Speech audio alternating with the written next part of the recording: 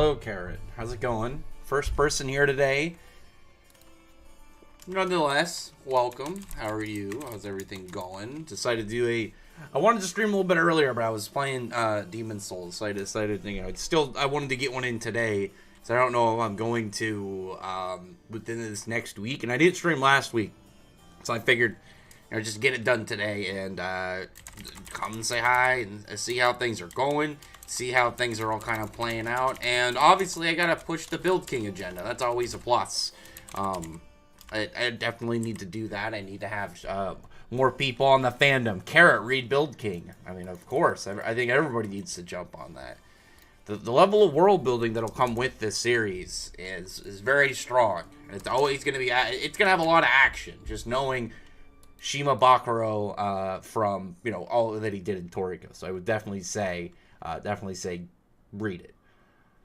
You better stop spreading lies about Shiki being a speed. I said he's an agility based, and that's something that's been very consistently shown. Shiki's biggest thing has been how fast he moves, like kind of like the term was it, the drop of a hat. Like Shiki's whole thing is his mobility. He's been shown that he's strong, but his level of physical power has never been emphasized. His durability hasn't been emphasized.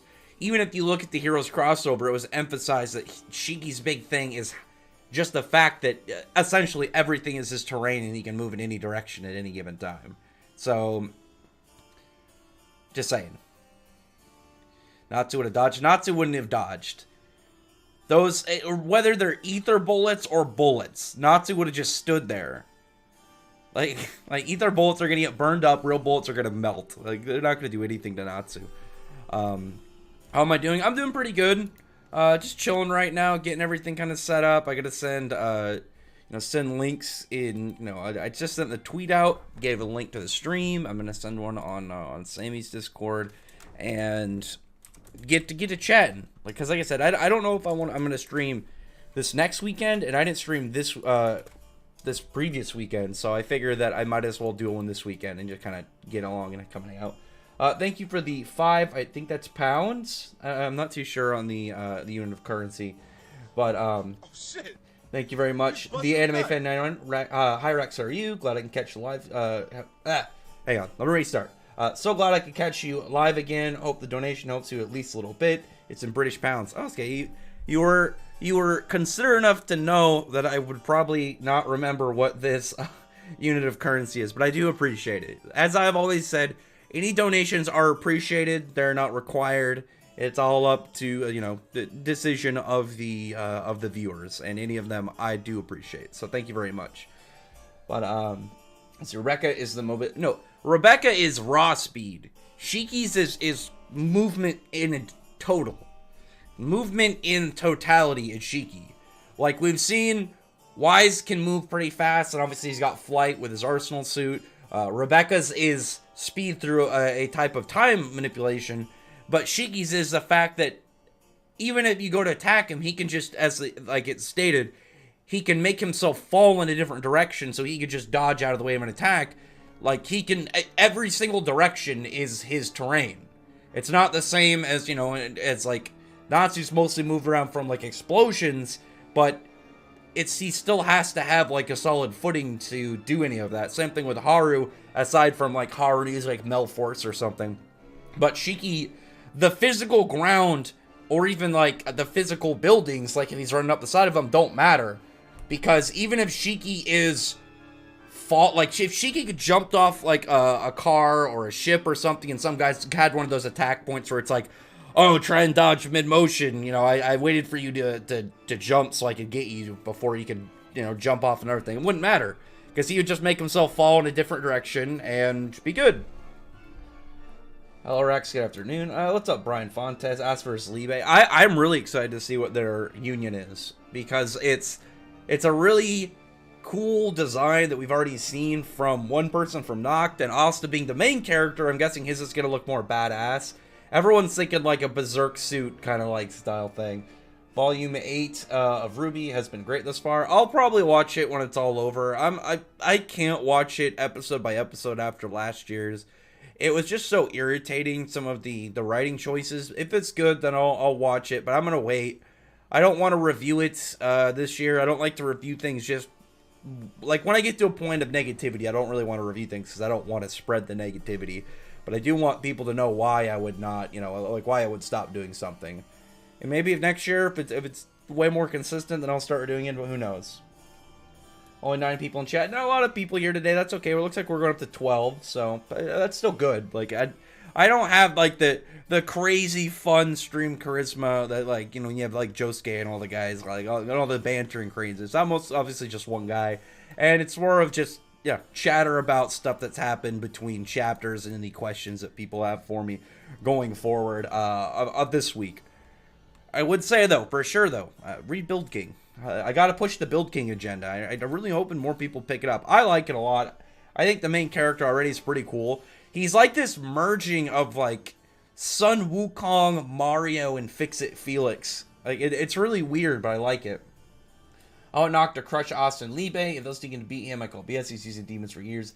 Yeah, but this is gonna be different. Like obviously, Asta like by himself is very physically strong. Liebe is a broken devil, and clearly he's way more powerful than any of Nox's devils.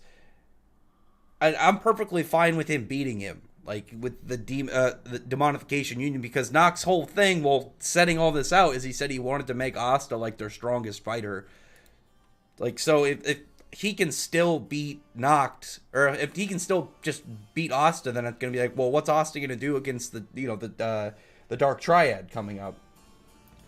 You think Selene's powers are gonna be hacks? I assume you meant to say hacks and not racks, but I mean, yeah. I mean, she definitely seems like the smartest. I'm guessing she's gonna have a lot of different magics in general, and I'm still hoping that we get some reveals like that tie previous things to her magic, like Moon Drip or the Celestial Spirit Keys, Celestial Body Magic, or not, sorry, Heavenly Body Magic and Celestial Spirit Magic. And Fairy Glitter. There's a lot of things that I'm hoping get related to it. The Bellionese people, that's still like a kind of a mystery. Whether they kind of just stay as some like one-time mentioned group within the series or not. I'm still hoping we find out about the Yakuma people, because we know nothing about them other than like they have a specific language within the series, and then the 18 gods of Yakuma that are there. But like that's one of those things that like Mishima has set. I'm hoping he expands on it. It's never been set like it's important. Like the Yakuma have never been, they've never been set like there's something valuable for them. I'm hoping that they show up. Like they don't even have to be like super big plot convenience. Maybe they just know some information. I'm hoping, I would like something like that to be brought up and explored more. Let's see. You've got 2 streams going on your channel. Should delete the other. Is there another one going? Let me see. I wonder why. I don't see 2. It shows 1 for me. Maybe that was just like a glitch like early on. Let me see. Let me scroll up. What do you think of Irene just appearing? Right? What do you think on Irene just? I assume you mean appearing. I mean, it's fine because it makes sense with like the stuff with Elentier being so different, being like this super magic realm. I really want to see what all the characters can do extra in this. Like already Lucy's keys can like summon themselves without even having her keys on her, which I really like. I thought that was like a really cool reveal just in general, because it shows something that eventually she should be able to do.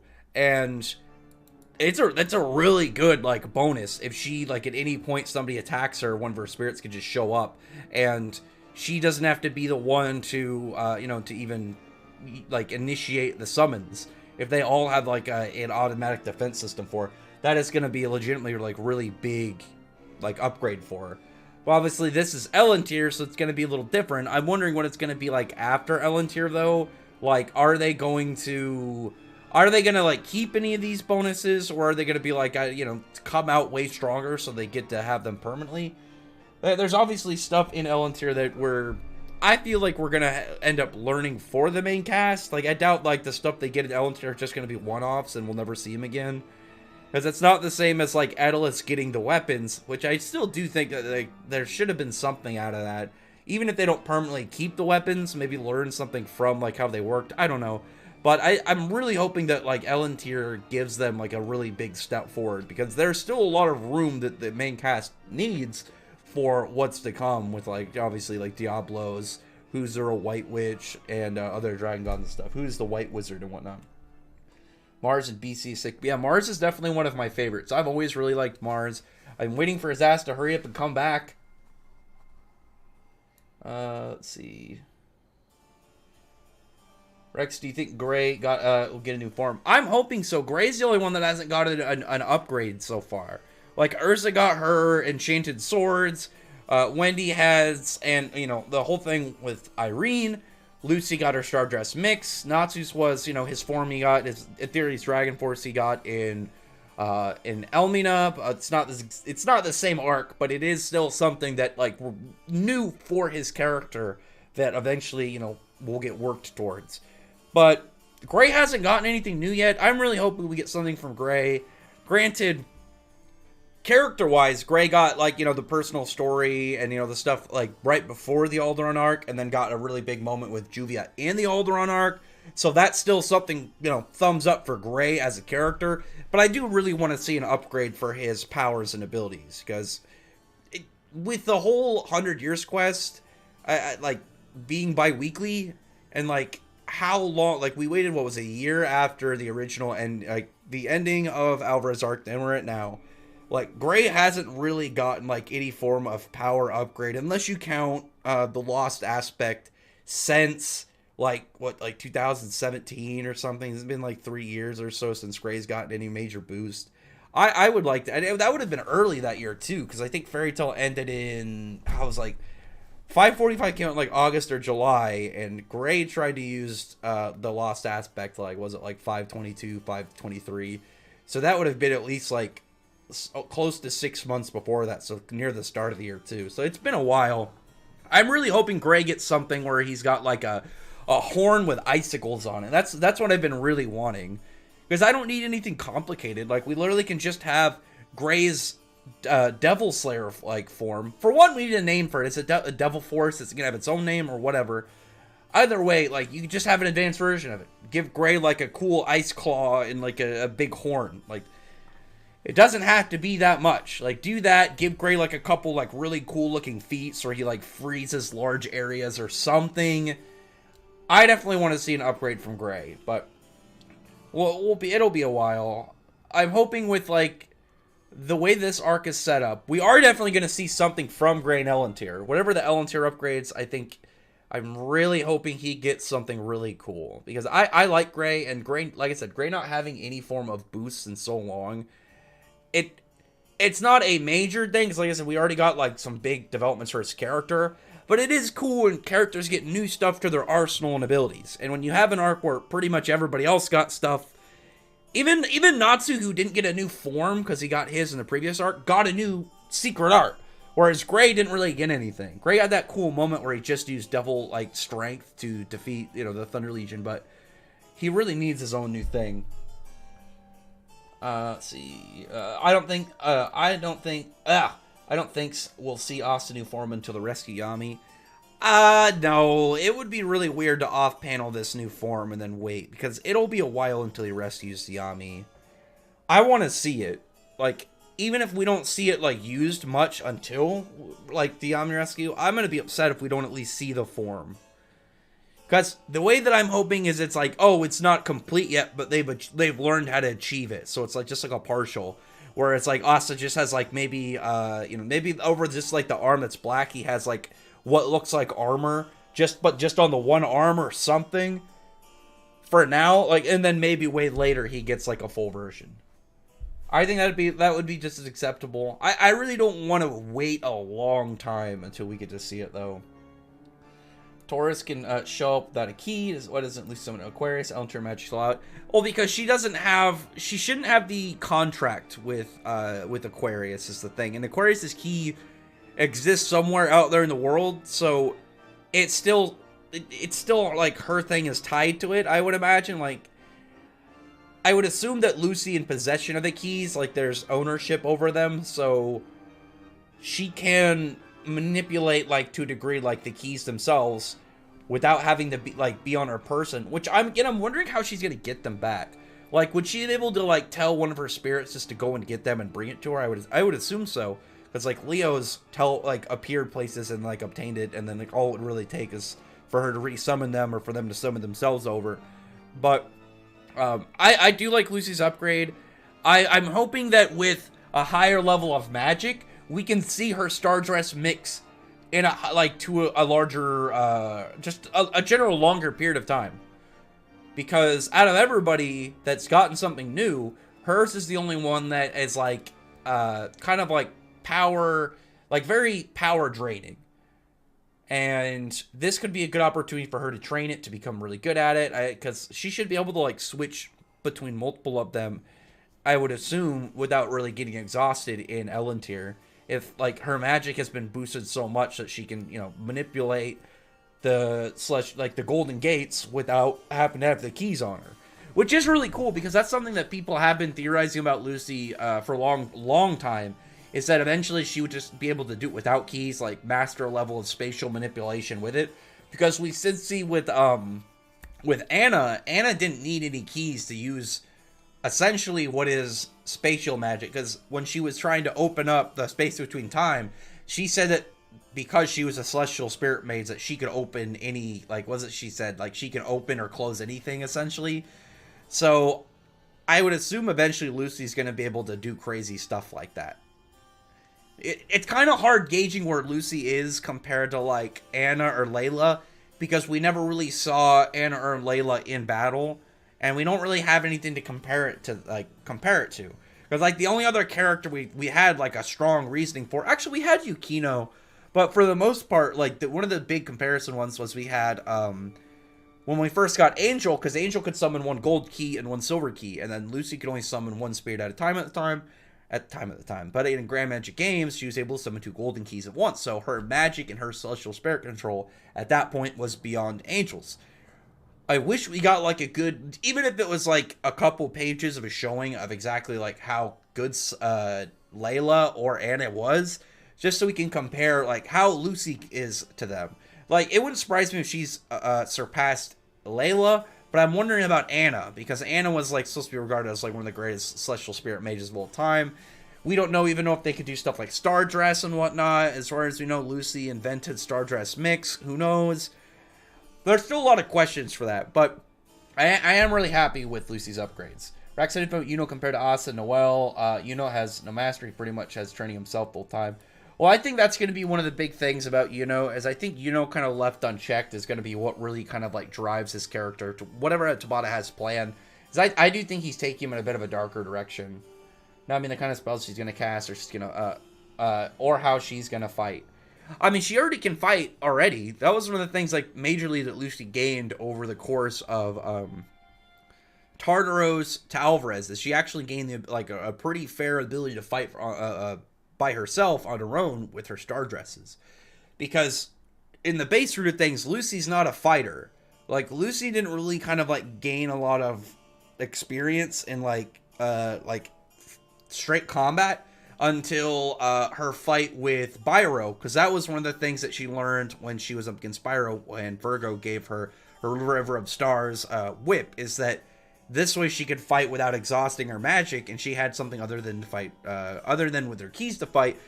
And then, in Grand Magic Games, you saw her against Flare, and then, as we saw in Alvarez, like, how she was against, like, even Brandish, even though Brandish was holding back, Lucy was still performing really well compared to, like, anything we'd seen before. I would agree Lucy should learn more just outright spells. It's, like, general spells. Like, she has Oranometria, and she's got Aquametria. She's definitely developing variations of it. I would like to see more. And this is a good time for them to do that. I'm also really hoping Jalal shows up somehow. Langris is going to make him strong. I'm wondering, like, how Langris is going to help, like, in general. Like, is it just going to be training, or is Langris going to help him develop something new? Because he's trying to figure out something to fight against spatial magic. So what exactly is it going to have? I'm wondering if it's going to be, like, kind of like Nox Monozone, where he applies his magic to the whole terrain, like, within, like, the selected area. will have something like that, but it'll be just like a constant, like hurricane, to where even if he can make the bones come out of certain spots, like as soon as they come out, they'll be like pushed back by the wind or something. He's got to think of something, like, and he's noted, like, hinted that he's got a plan, but like we don't know like how well it's actually gonna work. We don't even know what it is, but we'll see. It was good to see a Langris skin. I had enjoyed seeing Langris. I think the anime is gonna have a Langris episode soon. I remember seeing, like, just when it was one of those posts where it just lists out the episode names. I thought I saw one that's gonna be about Langris, and it would make sense based on the timing. I really want to get back to, like, the anime to get to the main story, though. Let's see.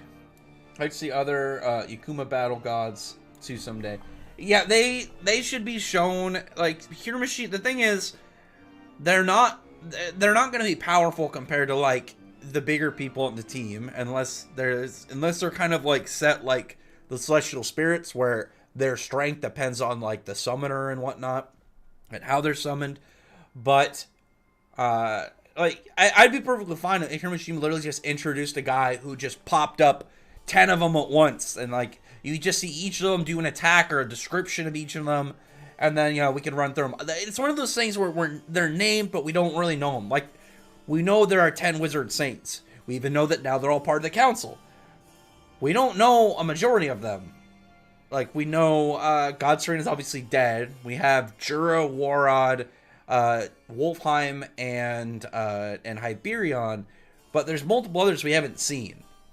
And then I don't know. It's a weird thing when you have certain numbers and sets of existence for characters that we haven't seen, or like Mishima's never really bothered showing us. Because, like, the Wizard Saints have very little chance to be important right now, unless he decides to do a spin-off where maybe you set, like, characters that are, like, you maybe involve them in like a spin-off focusing on some characters that actually are around their level. Because obviously none of them are going to keep up now, and none of them are going to keep up with, like, 100 Years Quest relevant characters. Let's see. It's Living Langer skin. Looks like he'll train with Yuno. Yeah, I'm looking forward to that. Current Nauts versus End of Shippuden Naruto. Current End of Shippuden. Alright, Natsu should still win. It was like a lot of Naruto's like big things, like he got in like the last movie and then stuff now. But like his prior to that, a lot of his power-ups, like his big feats, were stuff that he didn't have permanently, they were temporary.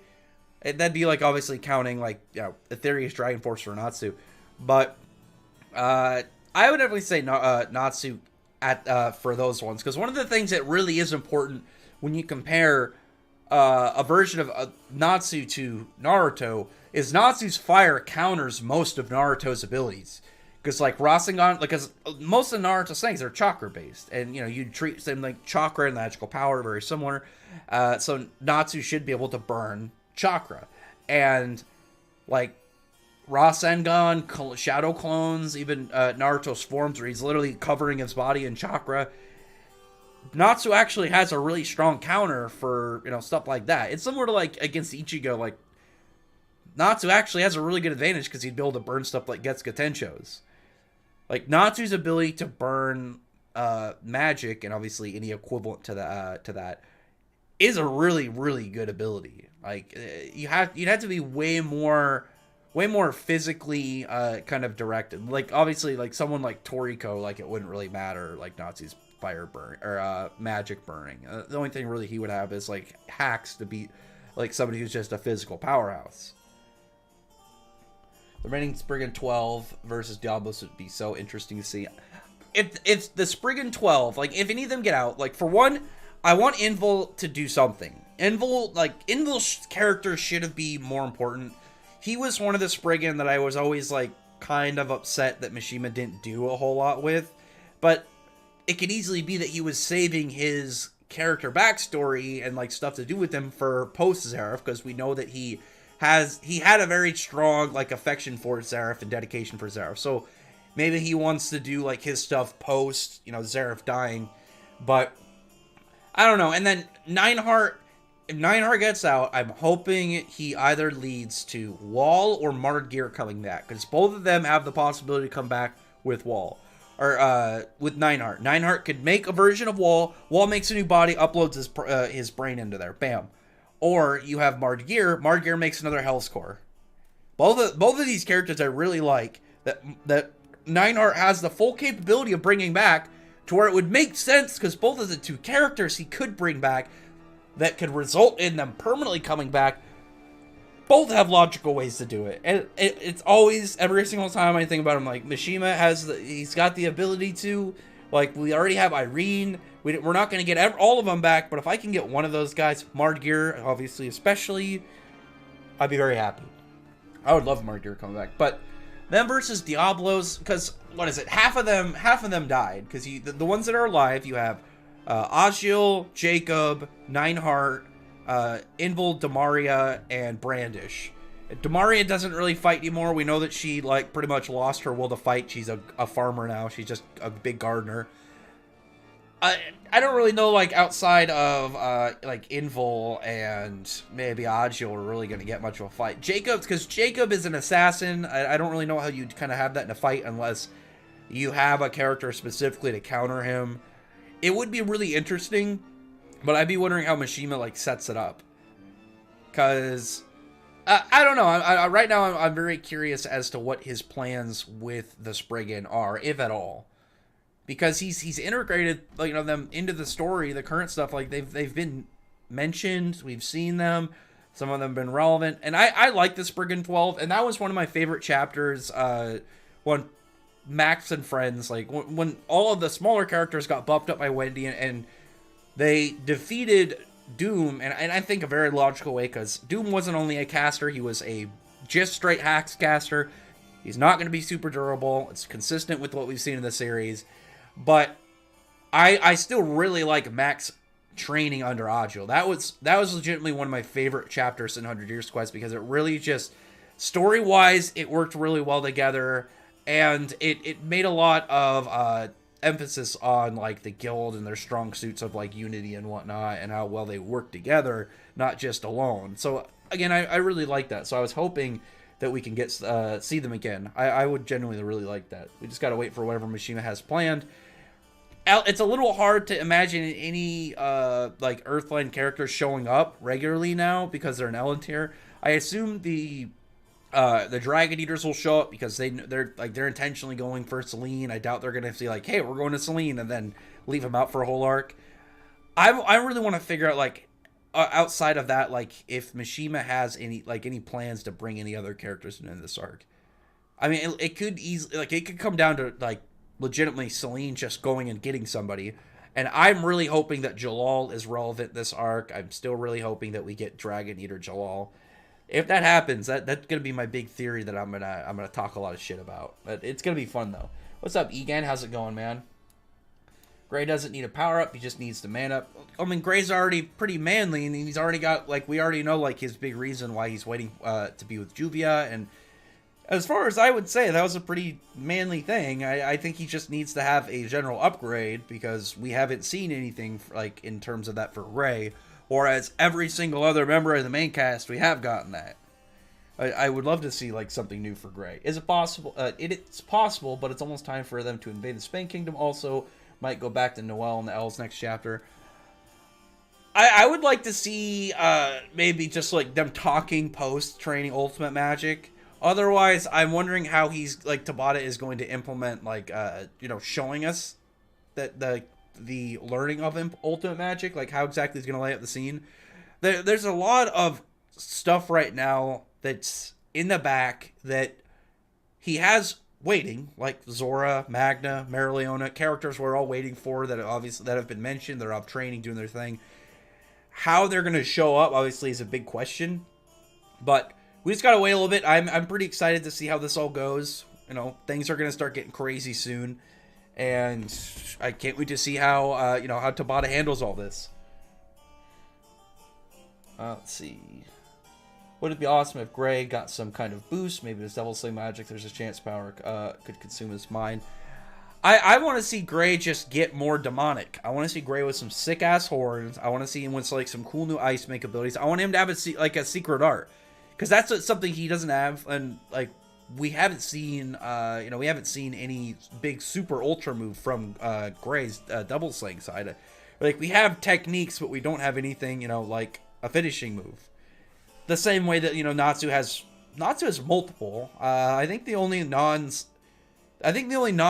Slayer, like, from God Slayers and Devil Slayers, I think the only other one is Shelia. She's got her Gathering of Clouds. I can't remember exactly what it's called. Heavenly Gathering of Clouds. I agree, for sure. For sure needs nothing new. He should stay exactly the same. No, he should get an upgrade. Why would everyone else get something, like, brand new and, like, showing, like, a big growth in, like, their abilities as they've been progressing through the story, and not give one to Gray? Gray should get one, and especially it would make the most sense for Gray to get it, because we know Gray's the only one that has a very specific reason to get more powerful. Because he wants to feel like he's strong enough to keep Julius safe. And I legitimately think Gray, on top of that, needs to have his Devil Sling a lot stronger. Because if Mishima's going to do more with Natsu's Etheria side, like we saw in Mercephobia, and do more with that plotline, then Gray needs to be strong enough to help kind of like quell him if Natsu loses control. But that's something that Mishima has kind of put the breadcrumbs for Natsu having this uncontrolled state and not too sure how he feels about being in an uncontrolled state. He didn't seem to really like the fact he was fighting without knowing what was going on. And it's something, again, we haven't seen, like, if he's going to keep progressing on that. I think he will. I think we're going to see that in Ellen tier now that everyone is forcibly going to be a lot more powerful. Maybe we'll see Natsu, like, have the Ethereus Dragon Force Flames as, like, his normal flames here or something. Who knows? I am excited to see how exactly each character is more powerful in Ellen tier. Do you think Selene's underlings are going to be female like Yoko? I think so. I would like so, but I'm really curious to know what... I'm curious to know if Mishima's going to do anything kind of like how Daedalus has alternate versions. I was thinking about this the other day, and I was thinking, like, if Mishima wanted to do alternate versions of characters, he should do alternate versions of villains, so he could bring back older villains that, otherwise would be dead, but have a different spin on them. Like an Ellen tier Hades, Ellen tier Bardgear, Ellen tier Zero. Like, just do something like that, or have a character that can just make them. Kind of like, maybe like a crafting person. I'm trying to think of it would have to be done in a way that it's not, the same as something like Necromancy or like History of the Dead. Maybe like some broken new type of make magic. I don't know. I just want to see some of like a couple older characters reutilized if Mishima does something like that. But utilized in a way that isn't just like another alternate version of the main cast. Because that's something that, depending on how it's done, I'd be fine with it. But I would prefer him to do something like, something like alternate versions of villains or something. Let's see. I'm trying to understand how the fuck Yuno's supposed to bridge the gap between him and Zeno in what was 3 days. Yeah, it's his whole thing is definitely, I mean, like, the potential, I think, is definitely there. Because one thing that I mentioned, like, way back when they were having, not I guess way back, but a while back, when they were having the captain meeting, and Bell like mouthed off to Jack and like told Jack to shut up or something. And it's funny to think about, because it's like, if it was it'd be like, damn, dude, you gotta show some respect. But the thing about Bell is an ancient spirit and has like been there and fought alongside probably tons of big shot characters throughout history. And she's way older than anybody else around there. She knows way more about magic and stuff. So if there is a way through Bell that they can defeat Xenon, it definitely exists as, a logical possibility. It just depends on how Tabata does it. Like, maybe Bell is like, oh, now I've decided to kind of teach you, like, as many techniques as I have. Or, like, maybe she's going to remember back to, like, the previous, like, best person. Or whoever it was, like, that was the best person she's ever paired with, and she's like, I gotta make better than him or something, or I don't know. It's a big mystery. Like, right now it's just like that he's doing it. Let's see. Urza's attitude towards Ferris was the best. I mean, yeah, because Ferris is she caused problems. she definitely was a bit of an issue. I'm sure that they could work it out and they could figure out a way to forgive her because she didn't kill anybody. She definitely did some bad stuff, but I feel like there's a possibility there for them to make amends and kind of like fix the problem. It really just depends on how her character goes about this. Like if she's super helpful and really does like, does her part in this whole arc and becomes like a valuable like member of their group and is able to perform and really do stuff that makes the main cast trust her, then I think that they could I think that they could figure out a way to not like brush it under the rug, but figure out a way to kind of see the side she's coming from and figure, just kind of like set up that pathway to like a mini redemption. I don't know. Imagine if Lucy got some kind of celestial. The Celestial Spirit King dress is something a lot of people have thought about. If you go and look at, there was a Monster Hunter game where Mishima did he did an armor set, and it essentially looks like what he probably will make Lucy's Celestial Spirit Queen dress look like. And it'd be really weird if he didn't. The Celestial Spirit King potential summon is one of those things right now that I think is definitely possible if she can just manipulate space now, because the Celestial Spirit King doesn't require a contract. Obviously, it requires a key sacrifice, but I feel like there should be a way now for her to do it. The other way that I'm hoping it happens is if Selene is tied to the origin of the keys, if she can just make a Celestial Spirit King key. Because I don't know why, the Celestial Spirit King's key doesn't exist. That's something that I would like to see mentioned. Like, is there a reason why his key can't exist, or he just doesn't think that he should have his own key? Urza's definitely going to find out about Irene this arc. I wonder how she's going to react. That one is kind of weird. I do agree, because Mishima has always, like, he's emphasized, like, even if Urza and Irene have, like, a very weird, complex relationship between them and, like, an odd history, but I think it works so much better with Wendy, and it's like, unless we have some form of moment, like, where, setting up a Urza and Irene versus Selene kind of thing, maybe pull Jalal in there. Unless we get something like that, I don't really know what, like, Irene and Urza even communicating would really kind of amount to. Because there's no plot reason. It would just be a character interaction. And we're in an environment right now where I don't think just kind of, like, going off and having, like, a slice of life almost probably type chapter of Urza and Irene would really work. It would have to be maybe, like, if you wanted to do some just kind of, like, character interaction, like, heavy character interaction chapters between them, I feel like it would have to wait until after this arc. But maybe set it up. I don't know. I'd like that duo fight. I think that'd be pretty sick. Anna creates Star Dress, and she taught Lucy it. Was that ever mentioned? No, because Lucy knew Star Dress before she even met Anna. Lucy didn't meet Anna until near the end of Alvarez, and Lucy got Star Dress before the Alvarez arc, between Tartarus and Alvarez. Marine, Hollow, Urza's. Oh, that's just a straight power counter. Like, he's able to do that because he has a straight power counter, not because he's more powerful than them. That's kind of like how Bleach, you have Wonder Weiss and Yamamoto. Like, you have somebody that directly is built, like, essentially to be your counter. I feel like, though, now, like, if you put Urza and Marine Hollow in a serious fight, because we didn't see Urza without even, like, if she could just regularly beat the hell out of him. Like, we saw, she got teleported because of, like, how his powers work. But I'd be really curious to know, like, with the knowledge she has now, if they fought, like, if she just kind of stomped him. Probably. I mean, because physically, like, she should still be strong enough to just body him. I'd finish Fullmetal Alchemist and to catch on Black Clover for sure. The recent events sound really so cool. Yeah, the anime's in a really hype spot or the manga, I mean, is in a really hype spot right now. Let's see. Lucy's able to summon spirits without keys. I wonder if Natsu would be able to burn time without destroying his arm.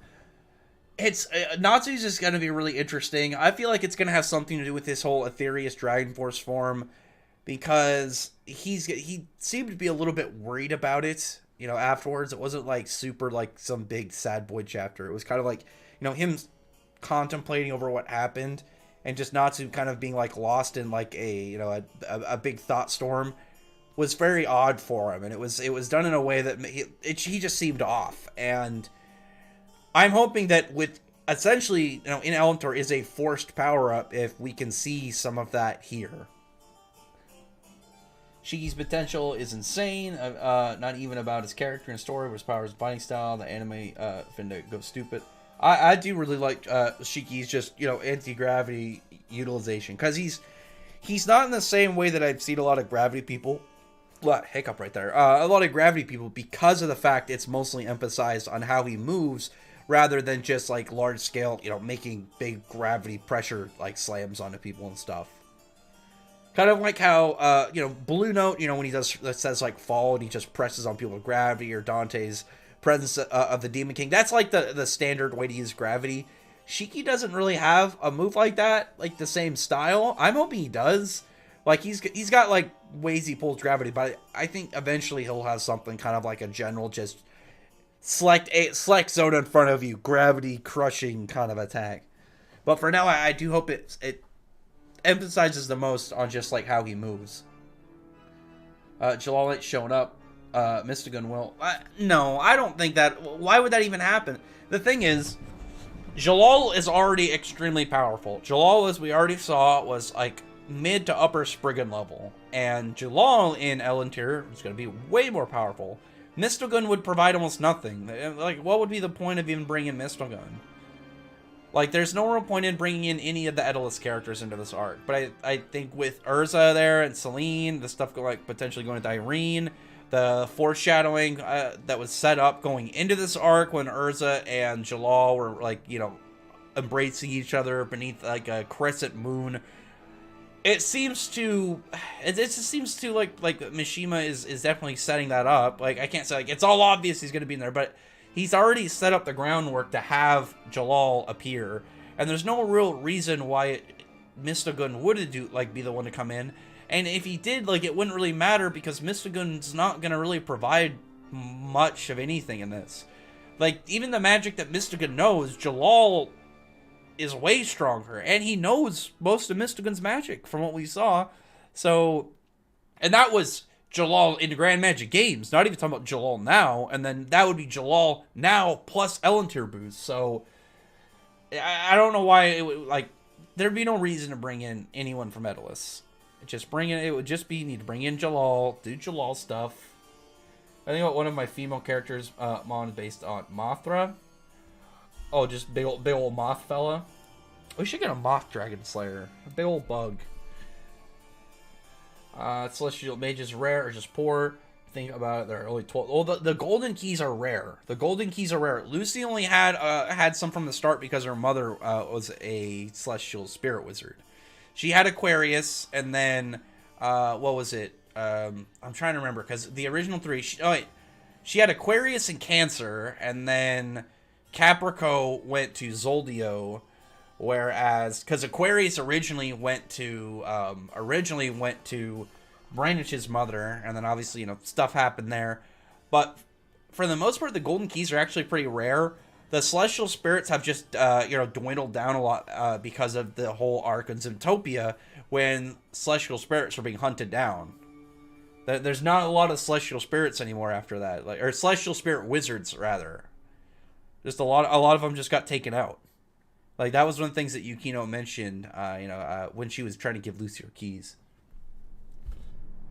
Maybe people are discouraged from becoming celestial mages because they can't afford gold keys. No, it has to do with Zootopia. Though I would agree, if you were in their world, and there's like, if you were a celestial spirit mage or thought about becoming a celestial spirit mage, like the 10 of like almost all the keys are already gone. Like, Lucy has 9, 1 Aquarius key's out in the world, and Yukino has 3. So it would just be like silver keys up. I mean, you could still learn celestial spirit magic as like an off magic, because I imagine like the silver keys could still be really useful. Like, you could have like a primary magic and then learn how to just summon some of the silver keys just to do stuff. Like, if you could just summon someone kind of like Kind of like Pixis and just have like a compass, but then I guess you could just have a compass. But you know what I mean? There's probably a ton of just general low-level ones that we haven't seen. Like, even if you had one that could cook or something, that would be a big plus to have, like, on an adventure. Makarov is the Wizard Saint. Makarov was a Wizard Saint prior to the 7-year time skip. We don't know whether or not he was ever given his title back afterwards. Probably not, given all of the Wizard Saints, aside from God Serena, went and joined the council. It's a weird thing, because we haven't gotten, like, a new Wizard Saint list. Like, we've never really gotten, like, a full list of them. And even at the time of, the most we've even known of the Wizard Saints altogether would have been, what, I think, like, 8 of them? Because God, like, the main four, like, the gods of Ishgal would have always would have been there since, you know, where we were at the start of the series. And then you have Makarov, then you have Jura, then you have Jalal and Josei. So even then, we only had 8 out of the 10. And then, you know, 7-year time skip, Josei lost his title, Jalal, you know, was arrested and lost his title. Makarov, I doubt got it back, considering they thought he was dead for 7 years. But the Wizard Saints are a really weird thing right now, because we haven't really seen other ones. I actually really wish Mishima would take a couple other characters, like older characters, and then be like, oh yeah, they're Wizard Saints now, and give them like, give them like a chance to kind of just be there. Like, you could have Kagura be one of the Wizard Saints. Have, I don't know, Sting. Anybody. Let's just have some old characters. Like, they don't have to even be new characters. I guess it would be kind of weird, considering they'd be part of the council. But, you know what I mean? You could just have some characters. So, who is 5'10"? What do you mean? Let's see. You think we're going to have a build-up before 100 Years Quest arc? Wait, what? Do you think we're going to have a build-up arc before 100 Years Quest arc? I don't know what you mean. Do you mean if they do an anime, or what? Since the anime is weekly, it'd be kind of bad if they return to canon for manga instead of during a little bit more. I mean, they're already... Where are they at? Like 30 or something? Like, they're like 40 chapters ahead of where the anime is. Or where the... Yeah, where the anime is. The manga is about 40 or so chapters ahead. So as long as they don't go crazy, like, we could just keep, like, a fair lead, and then just, when it gets close enough again, like, have little hiatuses for a couple weeks or something. I don't know.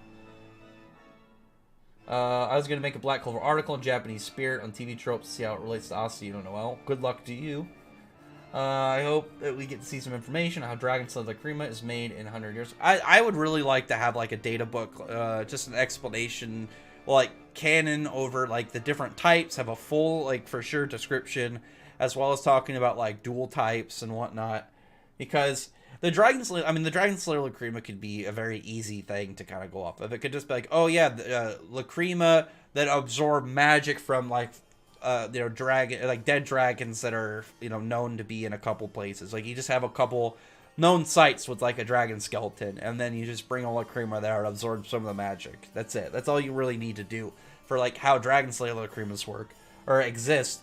But I want to have stuff like exact definitions of what the different types are, because what we've seen, even it doesn't seem to be, it has to be from a dragon. First gen is learning the actual magic. Second gen is a Lacrima. It's being implanted into your body. Third gen is 1 and 2. Fourth gen is, like, having an item out, like, externally that is, has Dragon Slayer magic. Like, it's a little weird. Like, we know the Quartum Knights that we saw in Dragon Cry over in Stella, but I would assume that, like, anybody that has Dragon Slayer magic that's buffed by Wendy, I would consider something like that to be 4th gen, at least in concept. Obviously, it's not confirmed yet. Or, like, Urza's sword. Because just like how, like, oh, it's inanimate objects infused with Dragon Slayer magic, so, like, these animated, like, little golem robot soldiers that we saw in Stella, they're kind of like Dragon Slayers are 4th gen. I would assume that while Urza holds the sword that is, Dragon Slaying magic, that'd be like the idea of 4th gen. I don't know. And then 5th gen, as far as we've seen, it's, they're eating the flesh and integrating, like, their DNA directly into their body or something. Like, I would really like to have a full description. Max, do you think Undine is changing up Mana and Noel's grew more like Belle? We still need to have that reveal, whether or not she has Undine. because I think she does. Tabata might just be trolling. I mean, because at the end of it, it's either she got Undine or she got a new spell. It has to be one or the other, considering what we saw going on with Noel's Grimoire.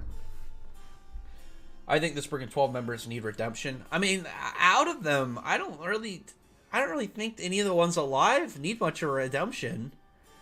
Because, like, most of the ones that would have been, like, really evil are dead. Like, that you would kind of consider, like, down a darker path, like Irene. But Irene is kind of... Irene's not going to give a shit about the idea of redemption. Irene will do whatever she wants. But, I don't really think they need a redemption. Because the thing about the Spriggan 12 is... Reaching this up real quick. They were part of an enemy military. Like, they weren't... It's not the same as something like the Erasion Sace or Grimoire Heart. Like, or, even Jalal. Like, it's, from their perspective, they were fine.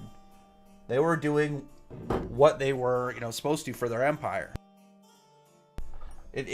When you go into, like, something like that, it really just depends on a matter of perspective of which side you're looking at. Anything that would be kind of like a redemption story from them, I think would need to be, like, a personal thing. Not like something that would kind of like lay out on top of the whole series. Like if we had Aj, it'll be like, I figured I wanted to, just to be, a lot more of a friendly nation or something.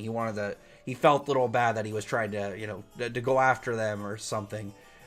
I don't think it should be something that's like a heavy tie to the plot, but it should be a small personal character kind of thing going on if Makima does that. I think we need a bit more Wizard Saints. I mean, yeah, but we can't really do anything with them is the problem, because none of the things going on right now would be at their level, because anybody that's able to mess with like the current main cast is well above Wizard Saint level. So I feel like if Makima wanted to do anything with the Wizard Saints, it would have to be in some form of spin-off. Maybe focus, like, maybe you could have, like, a Guild Art spin-off where he meets all the Wizard Saints and, like, has, like, a moment where he tries to fight all of them or something. I don't know.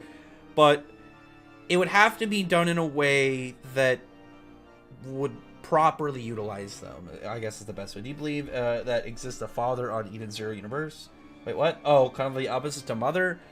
I mean, we don't have anything to really go off of that yet. Like, that's one of the things, obviously, with Eden Zero, like, a large-scale kind of question like that. We don't really have anything to really base off of. We don't have, like, oh, in like, a drawing, it shows a creature, like, of equal stature to Mother, and then we could kind of go off something like that. I mean, we could easily have, like I said, an equal stature character, but we don't have anything right now. Asta, Spirit Pestilence, Innate, Noel, Insight, Resolve. Yeah, they're doing their own thing right now. When will Asta marry Sister Lily? I'm wondering when Tabata's going to do anything with that plotline again. Like, it doesn't need to, like, have its own arc, but I'm wondering if he's going to ever, like, have Asta mention that he's just, he knows it's a lost cause. Feel like an all-out war is coming by the end of 100 Years Quest, where everyone will come together, and again, including the Spriggan 12. Well, I think that Ella Seria's was scheming something they're eventually going to have to fight. Chapter where the extras in the guild defeat Doom is so good. Many other series of big casts could learn from the chapter. Yeah, because they were able to... Makima was able to, very intelligently make other characters matter. And that's one of the important things, I think, with the guild, is you don't want characters that forever fall out of relevancy. You don't want to have something kind of like how Toriyama forgot who Launch was. Like, you forget who a member of your main cast is. You don't even remember they're there. Like, any of the characters that were like that stature in Fairy Tail are pretty much gone now. Because even, like, some of the more, more side characters that are still confirmed in the guild actually get a little bit in the anime. Like, Lackey and Kinana has her thing with Cobra. And obviously, she actually, she got a moment, too, in, both of them did in the fight with Doom. And I do really wish other mangaka would do similar thing, because when you have a very large main cast, and then when you have like that big power gap, when characters fall behind and then they kind of just drift off into irrelevancy, it makes them almost like background characters. It makes it, and it is unfortunate when they have names, they have long time histories in the series, and if they get reduced to literally cardboard cutouts that like exist to make big awe faces when the main cast does something cool. Dragon or Jalal, never. It's gonna happen. I know it. Mishima has emphasized that there's going to be something going on between Jalal and Urza with the whole moon in the background right before the Selene arc. We know that the 5th gen Dragon Slayers, all they have to do is eat dragon flesh in order to become a Dragon Slayer. And one thing we know about Jalal now is he's gone from redemption kind of stuff, like trying to get a redemption for himself, Jalal, to do whatever he can for Urza, Jalal. And if Jalal is in a situation where he has to save Urza and his only option is to eat dragon flesh and become a Dragon Slayer, he will do it.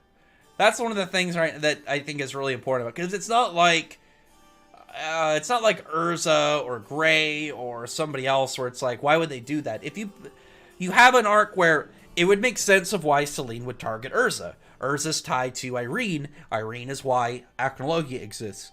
If she went after Urza because of that, it would make sense of why Jalal would, have some form of reason to, either become a Dragon Slayer or fight back against Selene. I think it makes sense. It's one of the series where right now it's like, okay, it could happen, but there's nothing set up right now outside of Jalal being potentially involved in the arc. And knowing that, the whole I-marked people are some of Mishima's favorites, I think that it gives also a little bit of a backup for him having a more important role in the story, as well as still staying relevant. Because otherwise, what's the point of having Jalal around? Because I assume every single relevant character, every single power level relevant character that would be fighting kind of characters at this stage, and especially some getting power-ups ready, I think the other big ones have to be getting them. Because think of even Laxus. Laxus got his red lightning dragon mode. Mishima hasn't given anything to Gray yet. He hasn't given anything to Jalal yet, but he's kept them around. Well, Gray is different because he's, he's directly in the main cast, but Jalal is still being kept around, and he's hinted at being tied to this next arc. So I think Mishima's just saving him. Natsu turning into a dragon this arc, high possibility. I mean, again, I want to see what his Ellen tier boost is. Lost Ice Shell Gray is Gray's secret art. He invented it. Yeah, but that's just Ice Shell with the lost aspect. But Gray can't really use that. It's not something Gray's probably ever going to use, because then Gray's gone. Gray would have to figure out some super broken way to utilize it without, like, if Gray could make full ice clones, like full static clones, and then let's like, oh, because of his devil abilities, he's able to push the drawback of lost aspect onto one of his ice clones, so it doesn't work, but it just erases the clone or something. Just some super broken way he's developed it. Sure. But other than that, like, Gray's never going to use it. Gray's never going to erase himself. Like, it's not going to happen. It's cool that Gray has this technique. So in the idea of, like, any life or death scenario, whether it's in the series or if it's just, like, a fictional kind of, like, conversation, you can still use that. Haven't been equal since Grand Magic Games. No, wait, I've always been portrayed as not equal, so he needs an upgrade. He has, what do you mean he hasn't been equal since Grand Magic Games? Like, we saw him in, we saw him in Alvarez, like, throwing hands with Ethereus Natsu. Like, the only thing right now that's the problem is Natsu has gotten upgrades, whereas Gray hasn't gotten his upgrades yet. So it builds, like, an idea that Gray isn't keeping up. That's one of the reasons why I think Gray needs to have a power boost. Because Gray not getting anything new, and then you look at, like, Gray's fight, where it was more emphasized on him and Juvia, Gray's the only one that seems like he hasn't had, like, a big step, like, big boost in his power levels. Like, if in the last arc, Gray pulled out some brand new badass technique and explained whatever it's, its broken ability or whatever it did, or had some big ridiculous feat, like freezing one of Alderon's arms mid-swinger. It's something that's just like, wow, holy crap. Whatever Gray's big hype moment was, then people wouldn't really feel like that. But Gray hasn't gotten anything in a long time, so it feels like he just hasn't been able to keep up. But we know Gray's still very powerful. The issue is obviously Natsu has gotten those bonuses, so it just seems like Natsu is drastically beyond Gray, whereas I'm willing to bet Gray has something we haven't seen yet, or Gray is about to get something and it just hasn't happened yet.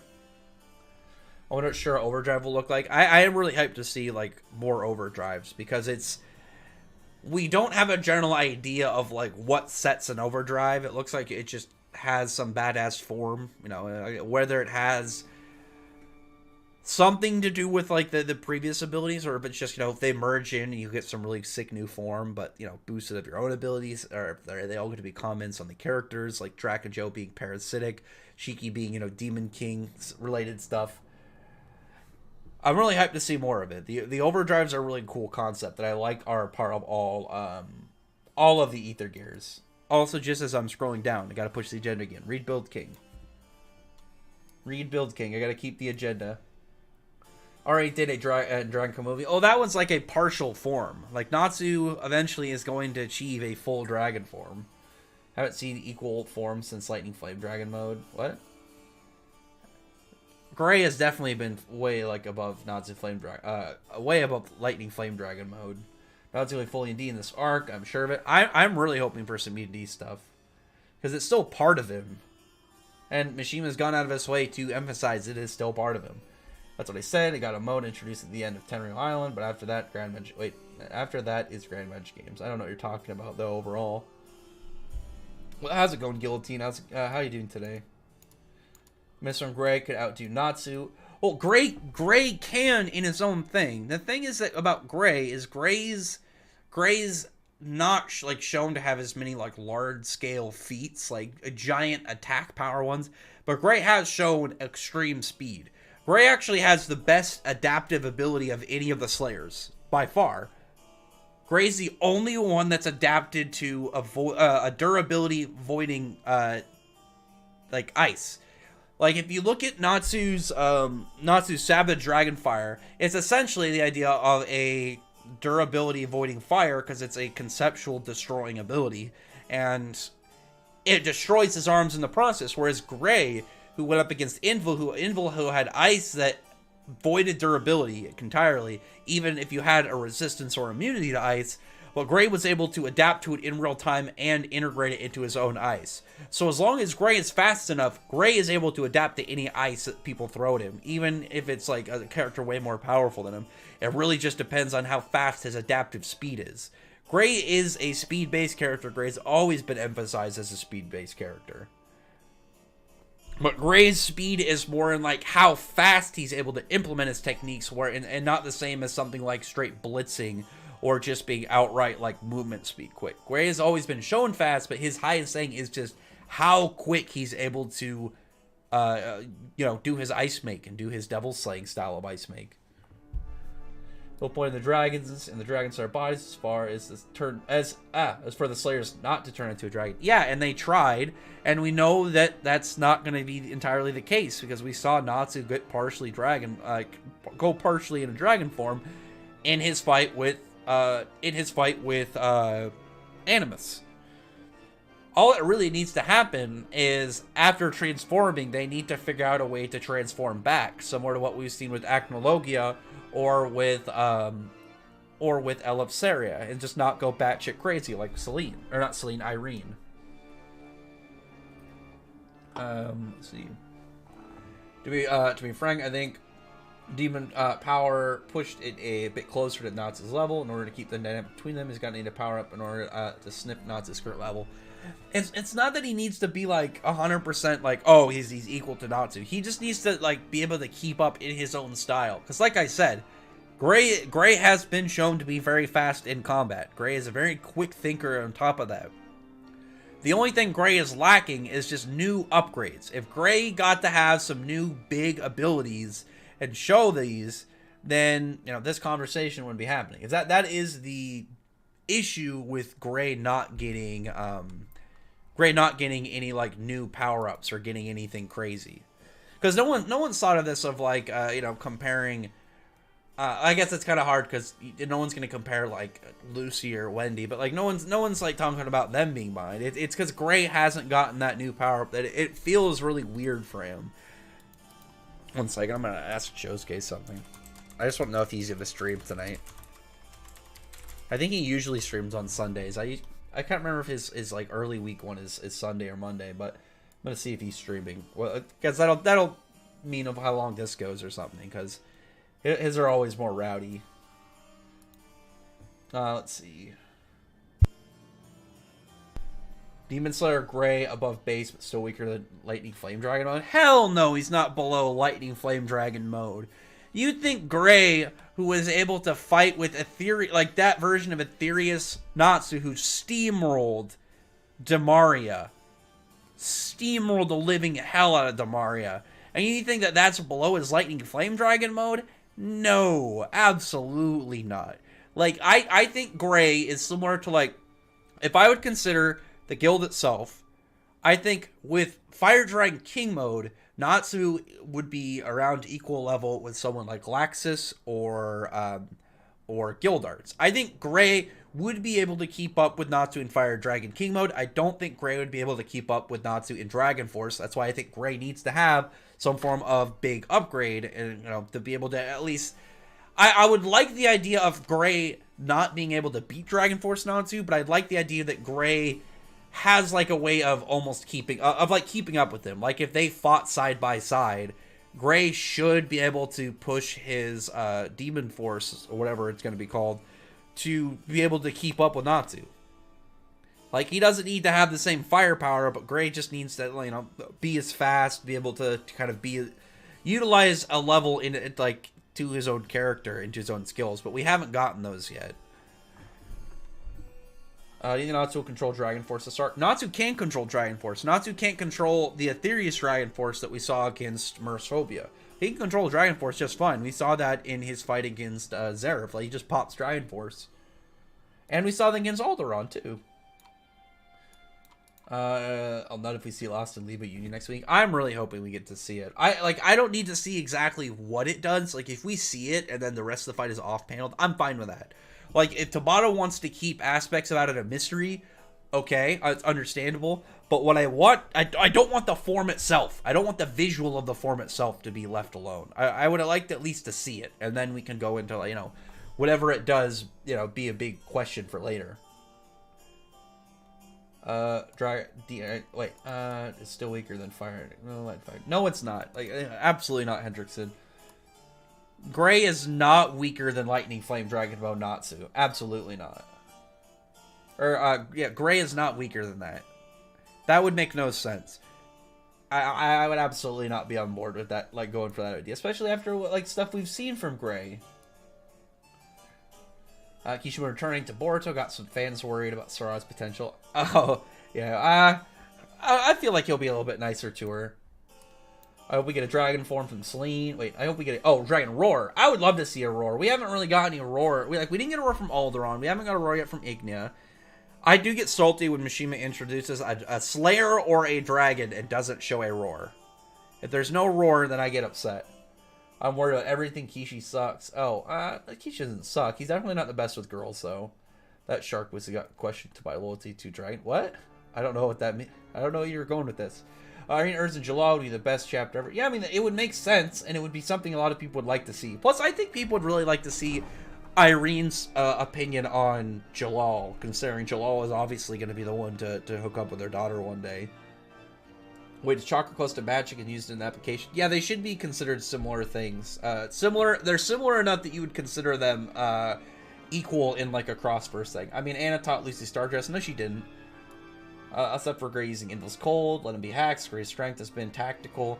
Yeah, but Gray can just have, like, a general speed, like, a large-scale freezing technique. He could, like, say he has the Trui's Kami, like, that he's able to utilize. Maybe, like, take that and use it, like, with his archery. Gray can have upgrades. Like, Gray doesn't have to have something absurd, like, all over the place, but Gray deserves something. Really, that's what he learned from his mistakes, and he's gotten better at writing. I think Kisho will do fine. Let's see. Shiki for sure is going to be intense. I really want to see just like what it looks like with them all moving over. Elanter and Edelus are going to fuse, so they can have magic. See, the thing about that like I've seen that theory, but like it would make sense if like they start funneling magic back into Edelus. But I'm like, what's the point though if they bring because the Edelus characters shouldn't really matter plot-wise. You can give them back magic, but then it's like, well, that they just had all this stuff of them, like, advancing without magic. The only thing I could really see coming of that is, like, people being able to go to go to Edelus without getting stuck there. Because none of the Edelus characters are strong enough to do anything to current antagonists. Like they peaked out, like they like the strongest that we saw from Daedalus in a straight 1v1 fight was Nightwalker, and Nightwalker was as powerful as Urza at the time. They were about equal. Urza Scarlet just kind of like won in a more moral battle by the end of it. They were essentially equal, but Urza, having more of a better like mental outlook on what was to come for them losing magic in their world. But like, what would a character like as powerful only as Part 1 Urza really do anything if they ran into anybody of value? Like, any of the Drag Eaters could just flicker and take her out. Like, any of them. Like, it wouldn't really matter.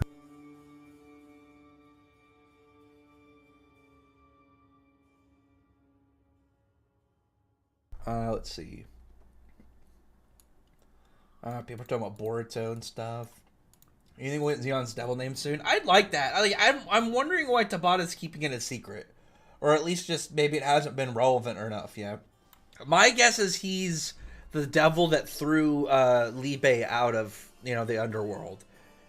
That's one thing that I think a lot of people have kind of, as the head scratcher right now, is whether or not that devil is going to be useful. And that is at least a name. It's not a name devil, but it's somebody that has plot significance. It doesn't need to be, but I don't know. I'm just wondering why Tabata has it kind of as, leaving it off right now. Because we got Makikula, we got Lucifero. Let's see. Talking about Boruto. Celestial Mage on a budget. I mean, it's just... They're probably just harder to find. It's not like everybody was selling them. Marco longs for a sweet embrace of death. Makarov's just trying to chill. He's just trying to chill until he's done. Sure he's your spirit animal. Let's see. Wendy versus Kaido. The funny thing is, One Piece people have been mad, but like Wendy is actually more powerful. Like, Wendy has higher scaling, and I like Kaido just seems to be kind of dumb.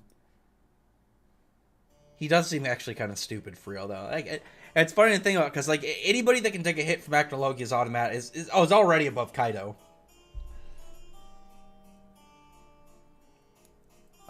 Yamato versus Zirconis. I mean, Zirconis doesn't really have any feats. Like, he still should be General Dragon level. I mean, so he should still win. But like, that'd be the most boring fight. He's just because he doesn't have anything outside. Like, he has this whole like being able to destroy clothes, and then he's got what have be normal dragon stuff, physical strength, his roar. Their fight wouldn't be very interesting. What do you think about One Piece females? I like some of the recent ones. I haven't been a fan of a lot of Oda's female characters because I don't think he utilized them as much as he should. I do like Yamato. I think she's been pretty cool so far. And then Ulti, I've liked Ulti.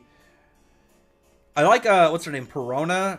I'm not a huge fan of Oda's style, so it's kind of hard when you look at like all the characters at a large scale. I'm trying to think of ones that I have a positive opinion on. I like that one girl, Koala, who hangs out with Sabo.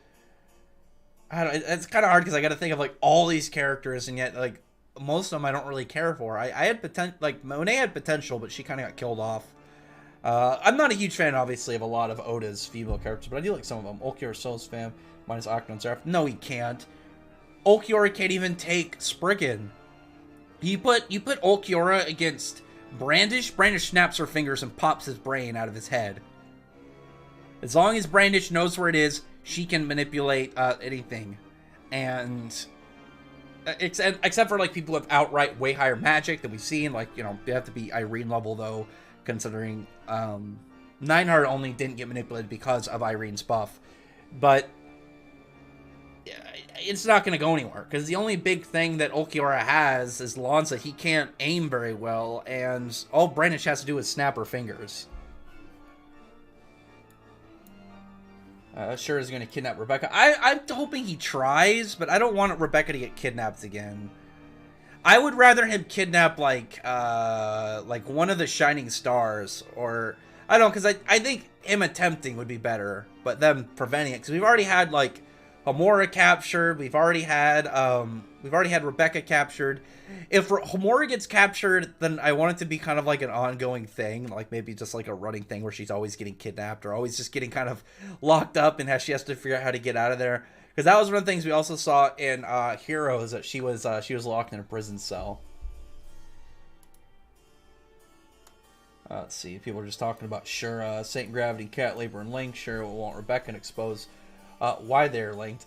It would make sense if other Satan Gravity people could affect her. It would be weird if it's just Shiki, unless the Demon King Code has different gravities and not just Satan Gravity. I don't know. Maybe we'll get the name of his soon. Next chapter, Shiki's dragging like a potato bag. Yeah, I saw that. Always carrying the series on. She's a good character. She's the one right now that we've got like a lot of her, like a heavy backstory from.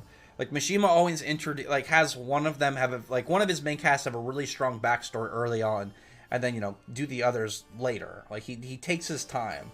That's one of the things that people I really miss if they don't read like his series on a larger scale, because some people you gotta wait a long ass time to get some people's backstories. Love to see Sure versus Ziggy. I don't think it'll be Sure versus Ziggy. I think it's going to be Nero versus Ziggy and Sure versus Shiki. Is he going to force Rebecca to be his girl?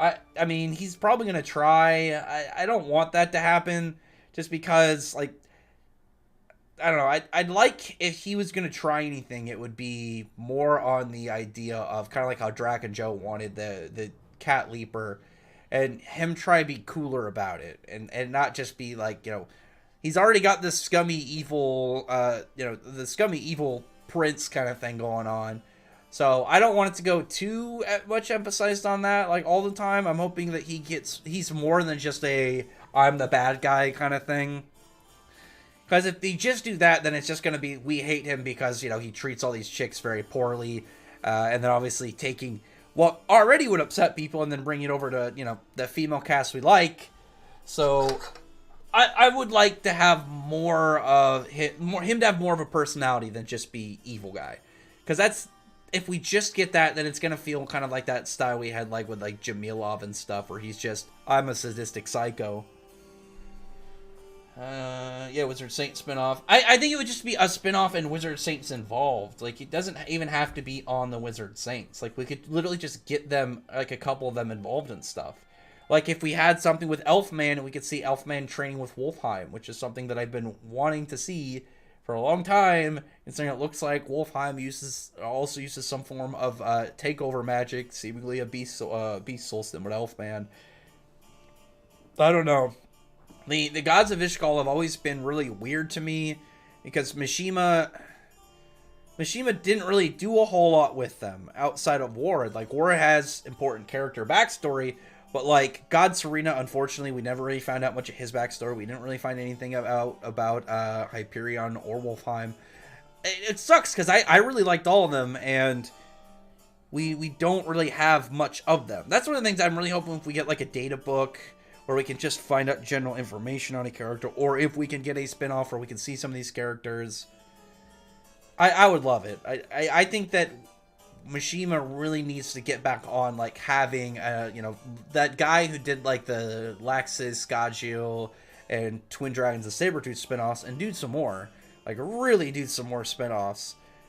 Because I think that was one of the stronger things that Fairy Tail had going on for a while, is you had characters that people really liked getting their own little mini kind of just adventures, all on their own, all kind of, like, dedicated to them, and it was just really refreshing. I really liked finding out more about Gajil's backstory, finding out more about his past, like not having to do with the Dragon Slayer plan, or finding out about, like, what did Laxus do while he was not in the guild. I thought that was really fun. Rax, what powers do you think Asta will have in his new union form? I'm actually really hoping we get more emphasized on the whole fact that anti-magic draws towards magic. Like, if we could get Asta have, to kind of like this almost homing style of approach, like he's always just getting pulled closer to him, and it always looks like Asta is rounding into whatever magic he's proceeding towards. I don't know, it's weird, because I don't want Asta to get something too broken, but I want him to have a cool additional ability. Sure, kind of looks like Igni with those tattoos. I don't think so. Like, the only similarity is that they're tattoos. They're way different. Rax, do you, why did you never cover or promote Ghost Reaper Girl? It's vastly better. Bone Collection. I haven't read it yet. I've only looked at it. It's one of those ones I've had on my back burner, but I just haven't really got much I haven't spent much more time towards it. It looks like it's doing well, at least, so I don't have to worry about it being canceled, so maybe I'll read it. But the series right now that I'm really, I've got the agenda for is Build King. So read Build King. I've got a lot of high hopes for it. I really am hoping that it does well, at least enough to survive the axe, and then we can see some of the crazy world building that Shimabakuro has planned. And just because it's been a while, and we're at like an hour and a half into the stream almost, I really appreciate it. Anybody who's here, if they could thumbs up the stream, befriend the like button, subscribe button if they haven't, and if only if they want to, if you want to donate any money to the stream, every dollar is appreciated. Nothing is required, but they are all, again, appreciated from everybody. But let me keep going. Let's see. I don't think it looks like Shura. Yeah, I don't think he looks like. I don't think Shura and Ignia really look similar. The only kind of thing that I would go off of that could be similar between them is they're both kind of like the sons. They're like these rotten sons of of kings, essentially. Because even though Nero is an emperor, but like the base idea, I guess. Because I do like that about Ignia's design. Because people, when they mention like the Dragon God designs, like they say that Ignia's like a bigger Ignia with like a lot of spikes and additional things on. But that's the point. And I think that him having this, he's got a very 90s design with all these extra spikes and grooves on him. And I think it fits of him having this rebellious kind of almost villainous son to Igneo, of having like it looking like this 90s metal version of Igneo. I'd always liked that about Igneo. If Sting ate the Holy Bible, would he get a power up? I don't think so. That'd be like if Natsu ate a picture of fire. If it like was blessed with holy magic or something, then yeah. Because Sting's white magic is light and holy, so as long as it's a holy energy or a light energy, he should be able to eat it. Let me see. What kind of weird conversation going? What is this? Not at me. More stuff not at me. Not at me.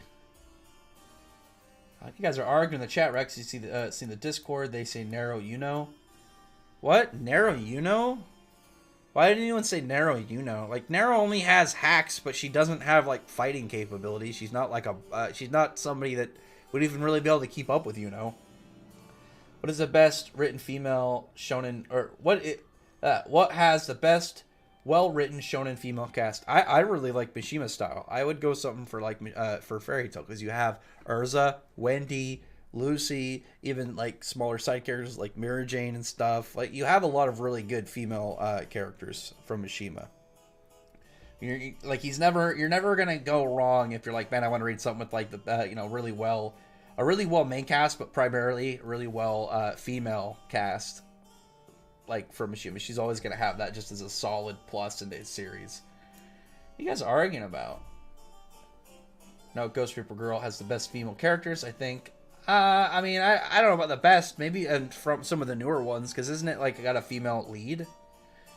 So you probably get like, I guess you would have to look, because I don't know if it would already have, if it would have somebody that I like more than Izumo already from on that Unlock.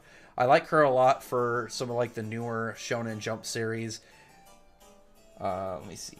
It's time for me to go. Thanks so much for the awesome stream, Rax. Take care and have a good day. Yeah, you too, man. I hope you have a great weekend. I guess it's Sunday. But either way, it's almost Thanksgiving week. So I hope people have good Thanksgiving. I'll just say that instead. You get Chloe Love. I don't know who these are. Is this from something else? I don't know this one. I gotta read that shit. Are we talking about Ghost Reaper Girl or whatever it is? I'll read it one day. I don't know, Rax. I mean, Natsu is stronger than Gray, but it's not like it's not like he could trash Gray. Like, the only form I think Natsu has that could just, run through Gray is Dragon Force, but that's Natsu's peak. That's his current top form that he can drop, like, at will. Like, if Natsu and Gray were fighting, and Natsu went Fire Dragon King mode, I think Gray would be able to keep up with him. The idea of Gray being below Lightning Flame Dragon mode would be pathetic. It's definitely not the case. Gray had a second devil mark, and Gray had Gray had a second devil mark, and Gray had advantage though too. I don't know what you're even talking about. You see a theme. Oh, it's something with Aizen. I don't know that. Gotta feed dogs AFK a bit. Oh, well, I hope your dogs are doing good. I hear Gray. Wait, I hear Gray. I'm thinking Black Clover, but he's talking about some male Gray. Oh, you're talking about Gray Fullbuster from Fairy Tail. The coolest Gray. That's a mid-diff Gray at most. I mean, I don't think it would be a mid-diff. I think it would be kind of like maybe a lower high diff. Because I think if Natsu was gonna beat Gray, he would either like get a pretty fair fight while having to use Fire Dragon King mode, or he would have to go Dragon Force. If he went Dragon Force, I think he'd run through Gray. But we need Gray to have an equivalent. He has an equivalent form, but his equivalent form is not the equivalent like in power level. Like I would say Demon Slayer Gray is somewhere around. He actually is. He's 100% somewhere around Fire Dragon King mode Natsu, because as we've seen, that was like their things that put him around Spriggan level. Upper and mid Spriggan level, and then Dragon Force is the big thing that separates them. Gray just needs to have an upgraded kind of status. Was Zeref dumb? He didn't know what to do when Natsu burned his magic, and he freaked out when Gray wanted to shell him. He seemed to have his. Also, Gray. No, here's the thing. So if you compared Zeref to Aizen is somebody who would have thought of a bunch of setup plans. I don't think he would have anticipated burning time or Gray learning Ice Shell, but I'm sure he would have some form of plan set up for just like a backup in case something unexpected happens. Like if he had like some Gigai kind of like replica present or something to kind of like swap places with and get an escape or something. But Zeref's genius is more in his understanding of magic and his like inventions. But he's not like, whereas Aizen is like a tactical planner, or it's like the difference between like if you put him in a chess match and you had him play, I'm sure Aizen would win because he seems way better at planning and strategizing. Whereas if you gave Zeref the Hokkyokyu, I'm sure he could figure out how it works pretty easy. Like even if it's something that Aizen and Kisuke had trouble with, I'm sure when it comes to something like that, Zeref would have it done. Zeref would figure it out in probably like a couple minutes, if not less. Because that's what Zeref's thing was. Zeref was a natural at magic and just understanding aspects of magic. Whereas like obviously Aizen's is more like in his general intelligence and then like his level of spiritual energy and stuff. I don't think he's dumb though. I don't think Zeref's dumb. Do you think there's much power or friendship in 100 Years Quest? No. Most of that's like the stuff people say is power of friendship in general. It's people not understanding scenes or not understanding stuff that happened and then just stapling that on there because they would rather just slander than actually like admit they missed something, or like be like, oh, how did this happen? I guess I might have missed something. I'll go check. Instead, it's just jumps right to slander instead now. I recall that Rax hated how S-Death beat Gray in Death Battle. That's because it made no sense. S-Death would never hurt Gray. Every attack she'd send his way would get completely nulled out, eaten, and Gray would just dominate the hell out of her. Like they even knew that Gray would adapt to her time stop, just by the way hers works, and yet they didn't even understand that Gray would just consume every single ice attack that he gets sent. Like it's weird.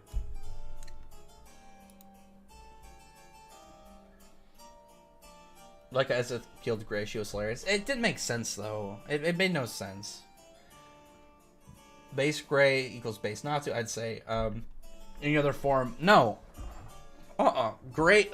I like how that. I had like a horrible jumble when I said that. Nuh-uh. Gray is at least equal to Fire Dragon King mode Natsu.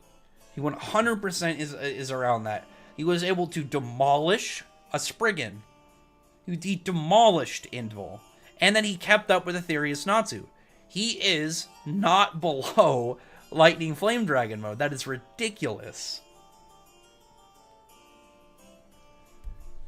Best shonen females. I mean, best shonen Fairy Tail is shonen, so I'm going to Fairy Tail, obviously. Gray, Natsu has made Gray be on the whole fight. None more to say. What? What do you think about the Straw Hats? I'm not a huge fan of the Straw Hats. And the only ones right now I like are like, I like Frankie and I like Brooke. But like, I'm not a huge fan of Oda's style. So like, I don't really like a lot of his cast. And then, like, I used to like Sanji, but Sanji has kind of become way too unfortunate since the time skip. He just gets the shit kicked out of him a lot. He does way too much simping. And Zoro just gets circle jerked to a point where it's kind of annoying. Who else? Chopper never gets to do anything other than be like a silly mascot character. So, Chopper got sad. I think legitimately, Oda should have never gave him control of Monster Point, so he always had that kind of like ready freak out monster, like just giant uncontrollable creature at his disposal. I think he took away a lot of Chopper's value when he gave him control of Monster Point, because when he has control over it, it looks silly. I remember when like I got to Monster Point, and even as somebody who doesn't really like, I'm not really invested in One Piece. I'm caught up, but like I don't have a lot of emotional tie to One Piece. If I go watch a series to get hyped up, like if I go watch a scene to kind of get like a little bit of hype, it's out of action, but I don't have that like emotional feeling that I have with a lot of other series when you have like some really big moment to kind of like just like finish out an arc or finish up some big battle. I don't have that same thing with One Piece, but I did really like when Monster Point happened. And I like how spooky Chopper looked. With, like, not only was he this big monstrous reindeer, but I liked how Oda drew his fur kind of, like, weirdly matted and then, like, twisted. And then the shadows all over, like, his body, like, the top of his body to kind of just cover out the glowing almost eyes. I wish he kept that. Because I like that Chopper just had this... He had this last resort move that was pretty spooky. Let's see. I already read that. No way, Natsu's base... as for sure stronger than Gray's. No, I would say Natsu and base, or Gray and base and Natsu and base are around the same. Where there's a difference is Dragon Force. 100%. If it was the case where Gray was weaker than Lightning Flame Dragon mode Natsu, then how was Gray fighting Aetherius Natsu? How was Gray demolishing Invul? Like, it wouldn't make sense. Like, come on. Favorite My Hero Academia character? I don't probably like... I like Gentle. I like Knuckle Duster. I'm trying to think of just like characters in general. Because like I'm not because it's similar to like my One Piece. Like I'm not a huge fan of the My Hero main cast, but I like some of the bad guys and I like some of the side characters. Rachel's the best female character. He has really great female characters. 100%. Best shonen ones for sure. He's the fastest in the series. Gray has always shown his ice make is super fast. Alright, 100 Years Quest, because I know that you have a huge crush on me. Shut up, Carrot, but I think you'd like it. It's a really fun read. Gray has consistently shown that he is absurdly fast. His level of adapting is faster than, I would say is faster than Natsu's, because he's able to adapt to something in real time that voids durability. And Gray's thing has always been emphasized that he is very fast in combat. Like, he's not movement speed fast, he is just like straight up close and personal, super quick, and he's very fast to switch between his ice makes and stuff. He has very high combat speed. And he has very high reaction speed. Recto female are strong, smart, useful. Yeah, they're actually able to do stuff. Dragons, no. Hendrickson, stop. You're making absolutely zero sense. Tell me right now, do you actually think that Lightning Flame Dragon Mode Natsu is above Aetherius Mode 4? Like, even the version we saw, Aetherius Natsu. Like, Lightning Flame Dragon Mode above Demaria? No. It's silly. It's a silly claim that doesn't make sense. You're trying to make Gray look like fodder, which isn't the case. We know that's not the case. We saw feats in Alvarez from Gray that showed that he is not fodder. Marion mode, Naruto versus Zeref. I mean, Naruto can't do anything to Zeref. He can't kill him. People arguing Gray. It's not they're arguing Gray and Natsu who's stronger. For some reason, there are people trying to say that like Gray is below Lightning Flame Dragon mode Natsu, which is not true at all. Gray would be fodder if that was the case, which is not true. If you are below Lightning Flame Dragon mode Natsu, then I don't know what to tell you. Like, absolutely not. Because Gray is definitely stronger than Gajio right now, and Gajio was able to fight Lightning Flame Dragon mode in its entirety.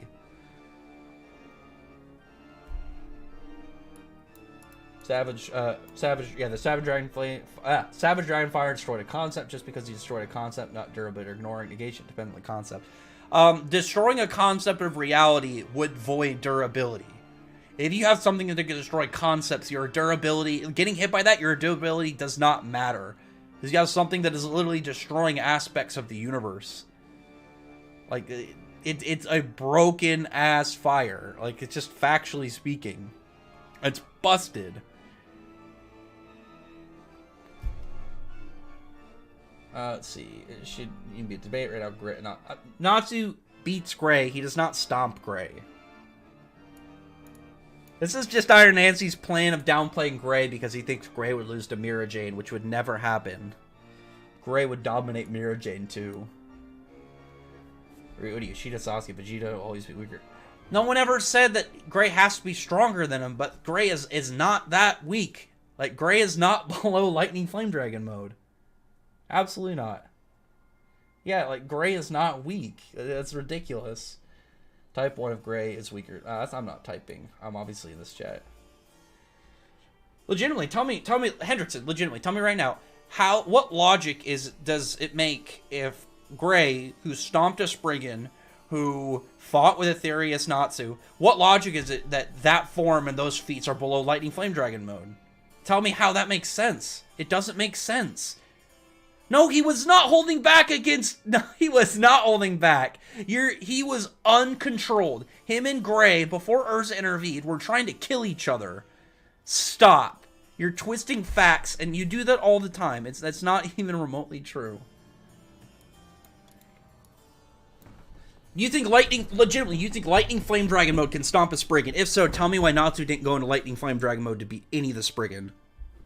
It's absolutely moronic to think that when we've seen feats from Gray that are above Lightning Flame Dragon mode. Gray can keep up with Fire Dragon King mode. Gray stomped Spriggan and kept up with Aetherius Natsu, he kept up with somebody who dominated Demaria to the point where she stopped wanting to fight. Gray kept up with that. And they were trying to kill each other. Like, come on. It's not even remotely close to compare Natsu's Lightning Flame Dragon mode, which hasn't had an upgrade in forever, to Gray, who was fully fine fighting Spriggan. Like, come on. Let's see. Like, Natsu's stronger than Gray, but Natsu Natsu cannot no diff for Gray. That's ridiculous. Let's see, where was I? I lost my spot. I accidentally scrolled too far down. Where was I?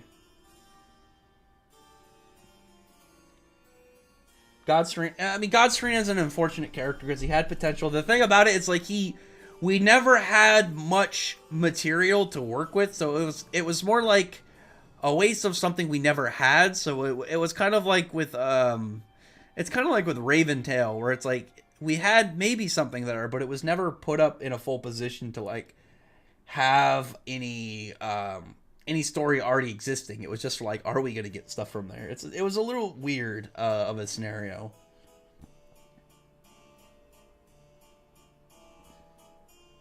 Okay, here I found where I was. Okay.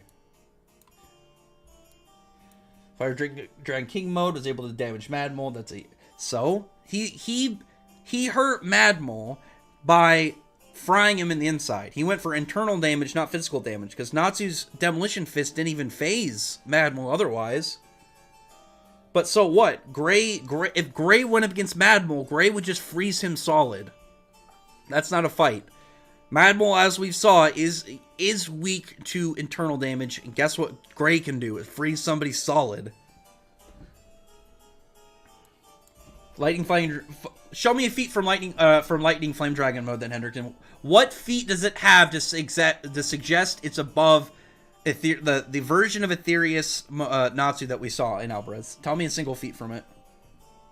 Gray Loki at 2-pack. No, he's not. You're just mad that Gray would dominate Mirror Jane. Let's see. Natsu's never turned it into on will. Yeah, but the thing about Natsu's Savage Dragonfire, like, it's not the same as something like his Aetherius Dragon Force or the 7 Fire Dragon mode that we saw, because both the 7 Fire Dragons and the Aetherius Dragon Force were from outside sources, whereas Savage Dragonfire Natsu achieved on his own. So it's still something he can do on his own. It's just not something he can just drop at at any point like he can Dragon Force now. In fact, anti-magic is created from Lee-based hatred. Oh, I think anti-magic in Black Clover is going to end up being revealed as a curse. Under his quest, it's not blasphemy, it's the truth. I don't know what you mean. Rex, stop the cap. I'm gonna break up with you. I don't know what you were even talking about, Carrot. I think Asa's new form or ability to come with his own. I don't want Asa to have like an anti-magic mana zone kind of thing, because that would be kind of too much for him right now. He'd be too broken early. But I would like if he developed a way to kind of have it, like if he could charge up the Demon Destroyer Sword and do like anti-magic pulses or something, and kind of just like maybe undo effects around him, like that he sets up, like something like that would be pretty cool. How will Urza fare against Kenpachi? The problem with that right now, because Kenpachi should sit at like a higher level of power, but that's with his Bankai, and Kenpachi's Bankai will destroy him if he uses it. But both Urza and Kenpachi have means to put each other down. Right now, I'm trying to think of exactly who would probably overall win, because it's kind of hard, because right now neither of them have gotten like big upgrades in a long time. But I would probably go Urza, just because Urza does now have like the broken elemental swords. Rex, how far are you? I'm only like chapter 8 or 9 in the High School Family series, however it translates into. I haven't read a whole lot lately because I've been pushing the Build King agenda. Let me end this Fairy Tail versus Bleach stuff, unless the Soul Society Fairy Tail is completely fodder. Bleach. No, it's not. Oh, it's not. Tell me how anyone in Bleach even fights like Fairy Heart Zareth, because Zareth counters Juha, because Juha thinks Juha's almighty, manipulates the future. But Zareth can stop time, so if you stop time, then he's not going to be able to manipulate anything, because it's halted. There's no straight kind of flow of time for him to activate his ability the same way. And he has the Neo Eclipse, which is manipulating the past, which we've already seen fully works on Yuha's ability, as we saw it with Tsukishima. Because obviously, if you can manipulate the past, somebody who manipulates the future doesn't really have much of a chance in that regard. Zareth's just way more broken in general. I think Hiroshima is learning from his mistakes he made in the previous arc to make Under's Quest better. I mean, he'll do fine. The only thing that really hurt Alvarez was some of the pacing issues, but I think that's because he was being rushed. I think before that there was no issues in the way that it was going, but it kind of picked up really quickly. Like, we had a lot of off-panel to Spriggan after Universe 1 went off. August's fight was a lot shorter than I think it should have been. Aknologia's fight was shorter. I think that now that Mishima just has probably more room to do his thing and have probably less restrictions, that I think it'll come out way more consistent for him and for the series.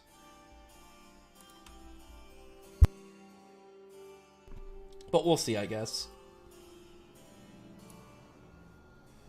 Alderaan is super broken. I mean, the thing about Alderaan is you have to if you wanted to fight Alderaan and defeat him, you have to get close enough to him, which legitimately would be difficult if you started away from Alderaan when he gets up. Because Alderaan's shouts were massive. They were creating horrendously gigantic shockwaves. And then he could do something like Thicket of Arms. Like, legitimately if you were gonna fight Alderaan and you didn't start off on top of him, just approaching him legitimately would be a nightmare, because you're gonna have hundreds of miles of distance probably between you because he's so damn big, and then he's just gonna be attacking you. And the thing about like Thicket of Arms is this massive, rain of these enhanced wood shards, whereas his shouts, it's just straight shockwaves in every direction. So good luck trying to dodge that. Hunter's Quest has a story to go with. The OG Fairy Tail didn't. Wait, what do you mean? The old one had a big story. Like, Zareth connected to almost everything. Juha's broken, but so is Zareth. And a lot of Zareth's broken abilities counter Yuha's. Like, Yuha's ability for him to absorb abilities from exterminators, Zareth can take that from anybody. He can stop time, rip somebody's power out of their body, and then take it for himself. He can stop time, put a flesh-eating virus directly into your brain. He can make copies of himself. Any black magic in Fairy Tail Zareth has, we know that for a fact, Zareth specifically mastered black magic, on top of his abilities where he can make life. He's immortal. Juha can't kill him. He has 0 ways to kill Zareth. Does Zareth know about the White Mage? I'm super curious to know if there's any connection between them, like if they ever interacted. You think Selene arc will be going to be like the Tower of Heaven or Jalal with the chess pieces?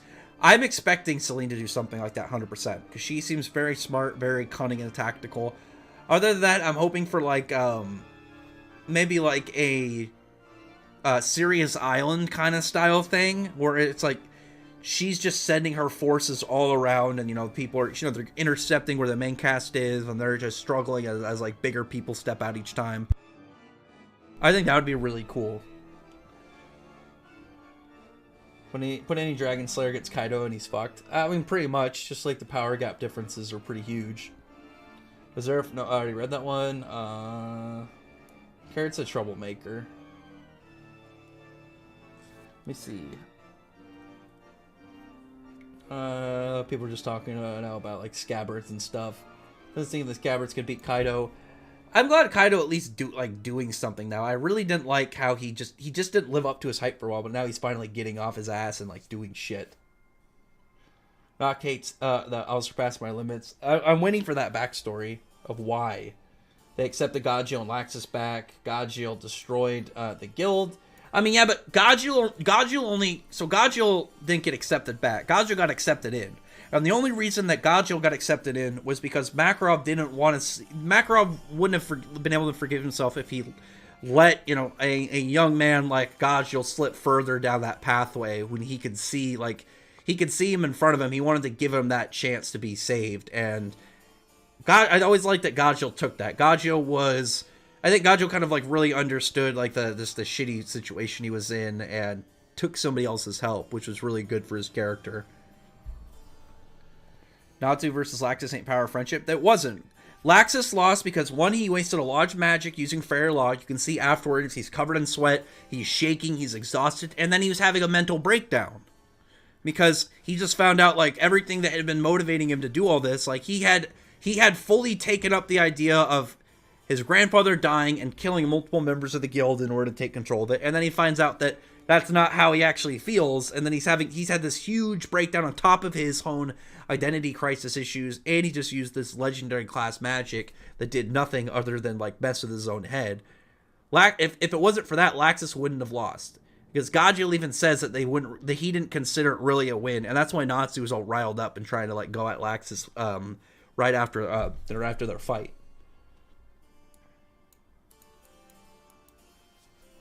I'm always doing stuff though, Karen. I got a lot of stuff to do on these streams. I gotta catch up. There's so many comments. Since he doesn't have emotions except for human heart, Ulquiorra beats. I mean, Ulquiorra. Yeah, he has a general. He counters his hacks, but Lord-Cate should still be fully fine damaging him. He should be able to just throw attacks at him. Plus, don't hollows sleep, and they get hungry. So he still can do stuff to him. It just doesn't have the full free range. Ulquiorra stops at Zareth. Ulquiorra stops at Spriggan at best. He doesn't even beat Margear. Margear would run a train on Ulquiorra. He's smarter. He's got more to work with. He doesn't like he has better control over his abilities. He's more broken. Margear can absorb energy. What would Ulquiorra do to Margear? Margear was messing with the Celestial Spirit King in base with one hand and playing. Like in an actual fight, Margear would destroy Ulquiorra. And then, like, when it comes down to, okay, cool, what are their big trump cards? Lanza, Ulquiorra can't control properly, and Memento Mori, that erases concepts. Like, yeah, GG, good luck on there. Dragon Slayers, Ulquiorra can beat, or, nah. I don't know. I think he's gonna lose to Godjill. Sting and Rogue are different because they're more powerful together than separate. Wendy, I don't honestly think any of them would lose, because all of them have taken hits from Acnologia, and Acnologia would flick Ulquiorra and fucking kill him. They should all honestly scale way higher than Ulquiorra. Which is funny to think about, but I mean, like, it's just true when you have scaling like that, and you just see where they're at now. Ulquiorra was cool. Like, he's definitely one of Bleach's coolest, but he's not one of Bleach's most powerful characters. Just like the stream racks a bat. I'm nice. I can't get into power friendship stuff since I don't have any friends or anybody cares about being excluded by dogs. Oh, dogs count though. Dogs always count. Thoughts Laxus also stop looking. I mean, yeah, they destroy him. It's Brandish were to fight Baragon and gets anywhere close to where she H's doing destroy her. She doesn't have to get close. She shrinks him down, and then that's it. Shrinks him down microscopic. And then what does she need to do? She can just pick him up, throw him. Doesn't even have to directly pick him up. Or she can just shrink down. She can also shrink down Respira, condense it, and throw it back. Like what we saw her do to Aquametria. Like, Baragon, because Baragon, actually, well, his whole thing is you have to get it teleported in him. So, I mean, theirs is a little bit weird. But, I mean, Brandish legitimately could just go full size, pick up a building, or, like, she could literally pick up, like, the entire area that, like, Baragon is even remotely in, and throw him into damn space. Irene August, yeah, 100%. Asta versus Yusuke Urameshi. Yusuke's gonna beat the shit out of Asta. Got 3 mid-females, Shogoth? I don't know what that is. Oh, is that the from Ghost Reaper Girl? I haven't read it yet. Natsu makes everyone look like fodder. I mean, Savage Dragonfire, though, isn't something that is like, oh, you fodderize him. That's Natsu's most dangerous hacks right now. Well, I hope your dogs are doing well, though. Let's see.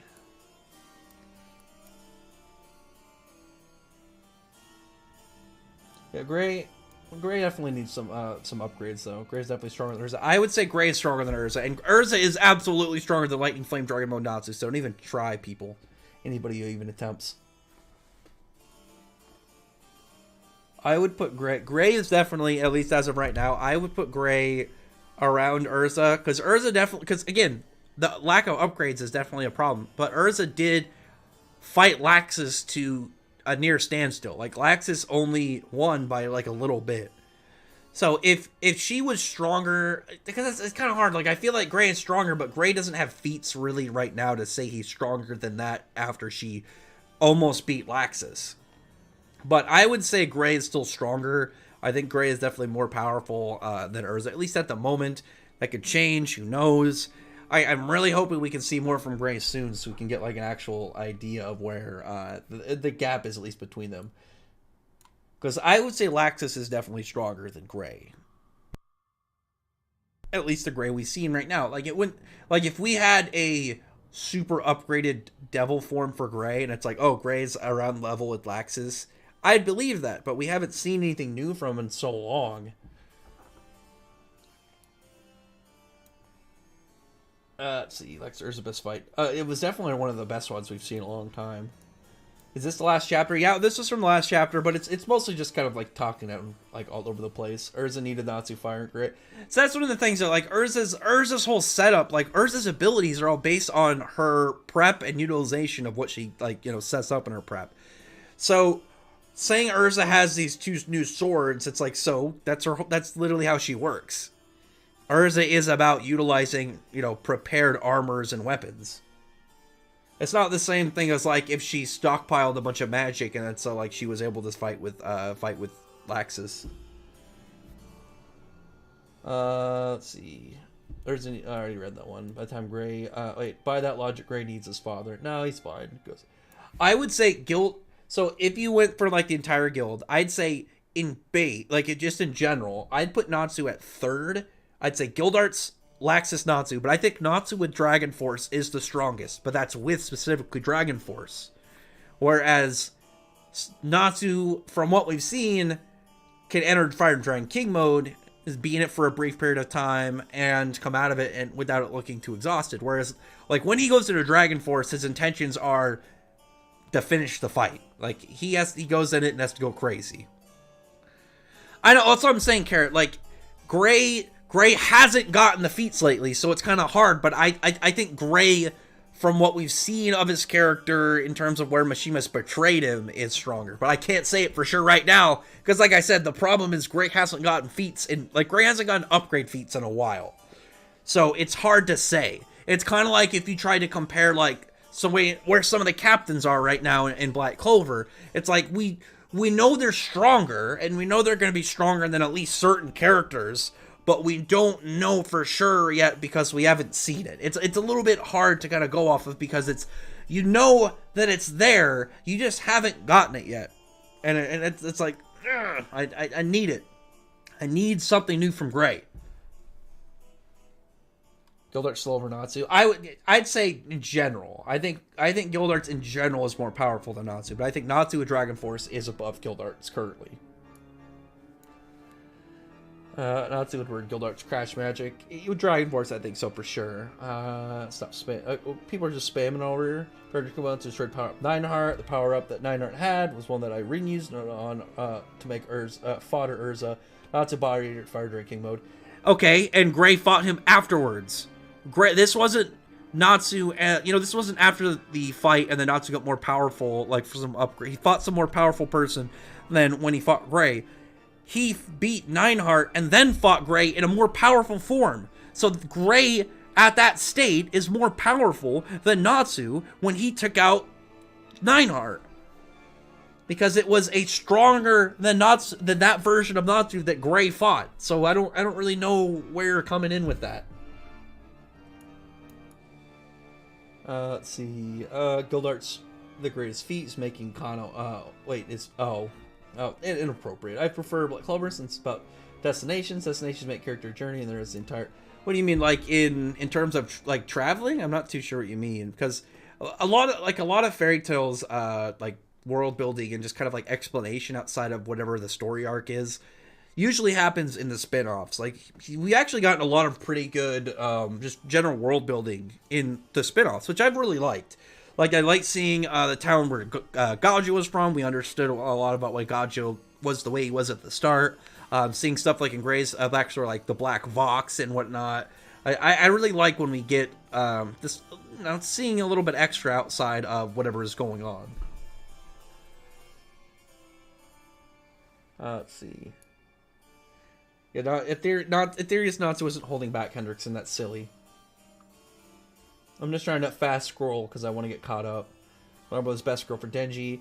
Yeah, I'm hoping that we can get something with power then to kind of like maybe work more for it. Can Naruto talk Ninjutsu Zeref? No, because Zeref's curse will keep his mind constantly contradicting and kind of constantly being warped.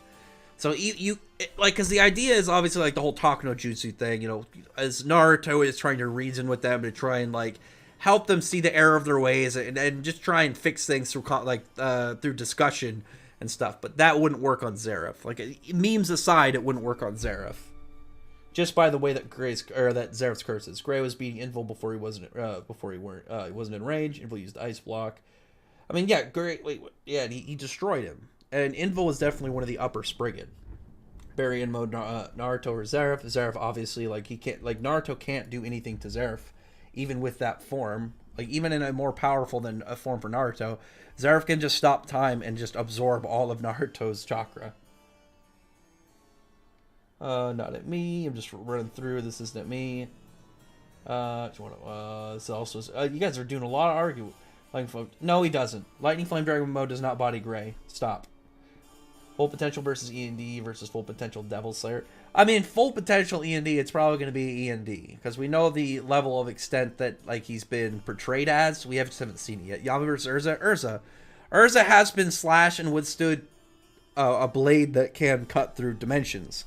So Urza does actually have that selective feat that's like really beneficial against Yami. The Aetherius was holding. No, he wasn't. Gaudio was losing to Natsu. So Natsu fought Gaudio on equal footing because he doesn't have, at least from what we've seen, he doesn't have an equivalent to Fire Dragon King mode or Dragon Force, but he does have Iron Shadow Dragon mode.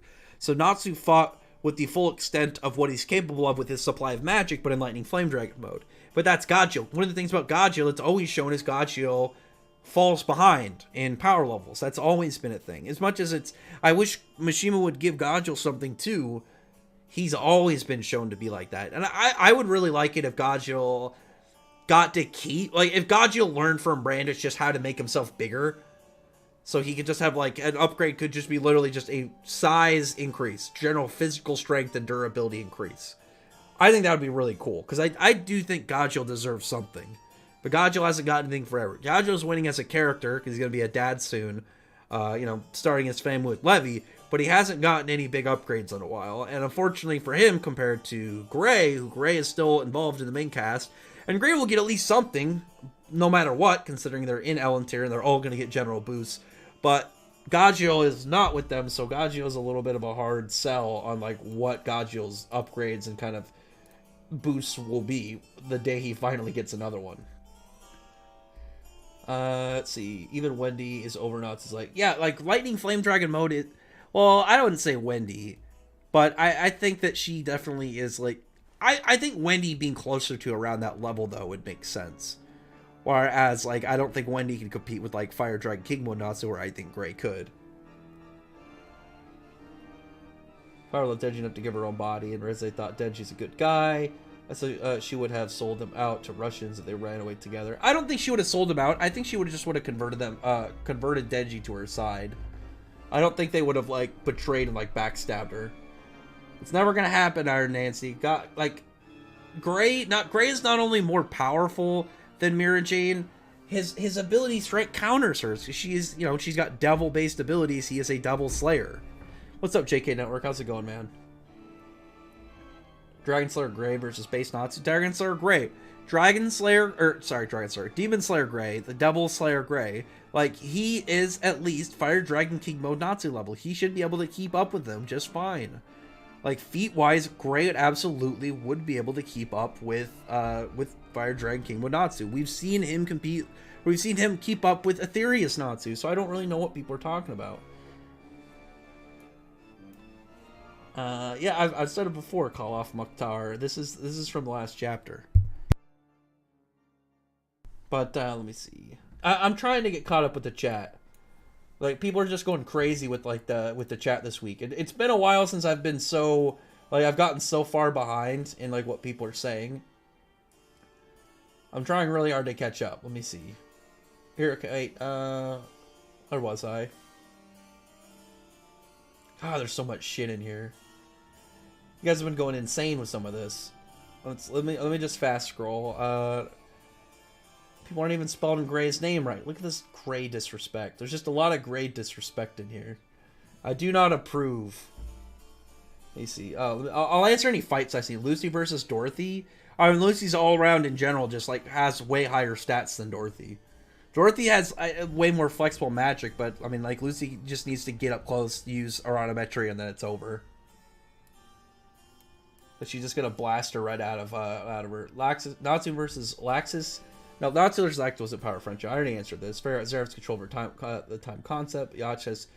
So Yacht has not. So both Zeref and Yuha counter each other, or not counter each other. They both have a lot of hacks. Zeref has more hacks and Zeref has better hacks, but also, whereas like I said, the Almighty affects the future. Like, he's able to mess with stuff for the future, but Neo Eclipse affects the past, and as we've seen, stuff that affects the past gets by the Almighty because of the way that Almighty works. Again, is the future, whereas anything behind is going to be worked on, or it's going to apply to it, because anything that's happened in the past is like fixed. Whereas like the way that Almighty is, it's like the infinite ways that the future could kind of like go about, and how he can affect it. Bleach is time stop. Bleach does not have time stop. Bleach has time stop like 7 Deadly Sins has time stop. It has a very specific cast spell that freezes time in a general area. Fairy Tail time stop is full time stop. Age Seal and what Zeref does is full halt of time entirely. Because of the way that the Kido works, as well as the way that the spell in 7 Deadly Sins worked, if you stood there and watched somebody cast it and you're not in the effect zone, you're fine. But if you're within the effect zone, you're frozen. Whereas, like Age Seal, stop time. Doesn't matter where you're at. If you exist within time, you're stopped. Let's see. Carrot, you're ridiculous. Yeah, I was arguing with, because you're like, well, it says as no sensual danger, but that's like saying there's no sensual danger in Black Clover, because if your argument is like that characters don't die regularly, and most mainstream shonens, the protagonists don't die on a regular basis, then like you must hate Black Clover, because even I love Black Clover, like Black Clover hasn't had any major character deaths. To understand how Zeref's powers work and resurrect him like he did Ichibe and Ichigo. He can try. What's he gonna? He can't do anything when time is stopped. It's like Zeref stops time. Yuha has absolutely zero counter to that, because he can't use his ability if he's completely stopped. He can't use his Almighty if time is going to complete halt. Let's see. Tell him Gray's we're gonna Mirror Jane and Sevius. I mean, it's not. Gray is way more powerful than Mirror Jane. It's not even remotely close. Let's see. You can't even convince me. Like, it's not even like up for discussion, because Gray, again, not only has better feats than Mirror Jane, he outright counters Mirror Jane. So Lucy's still best girl. Yeah, I believe it. I mean, Urza or Lucy's usually who people would kind of like go for best girl. Like Face Nirvana, Therion, Stark Sky Machine. How many things are just out there in Fairy Tail that can ruin the world? I mean, they have a lot of big dangerous things, obviously. Like just ancient weapons and stuff that, you know, has been hidden away from humanity and whatnot. I've been trolling, but is Mirror Jane really that close to Grab? No. If we get like an if Mirror Jane got an upgrade and was somewhere relatively close, I could believe it. Like, I could believe Mirror Jane, because Mirror Jane, we know, is powerful and she has the potential. Like, she has that kind of just latent ability that, you know, any of these like obviously higher up like Prodigy characters have. Not like Prodigy, but just like, you know, going in this level of strength while still pretty young kind of thing. But she hasn't shown it. Like Scoleon no diffed Mirror Jane. If we come back and Mirror Jane's more powerful, I guess it would depend on how long time passes and stuff, but you know, like there's still a way that we could get Mirror Jane stronger, but as of right now, she's not even close to Gray. No, she's not. It's not even remotely close. Been seeing people in Black Clover community say no stage 1. Yeah, the stages, I would like to get like a data book thing where it just tells us. Mary Watson can't even beat Spider-Man. I don't know what that has to do with anything. Mirror Jane best feed is off screen. Stalemate.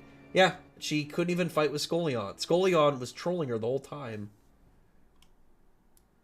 That's why I get like people like Mirror Jane, but like Mirror Jane it's not like she hasn't been able to really keep up in power levels in a long time. Like, honestly, since like she came back, she's never really competed up with people like Urza and whatnot. She's been able to keep up with her, but she's never fought anybody like Urza level, like an opponent.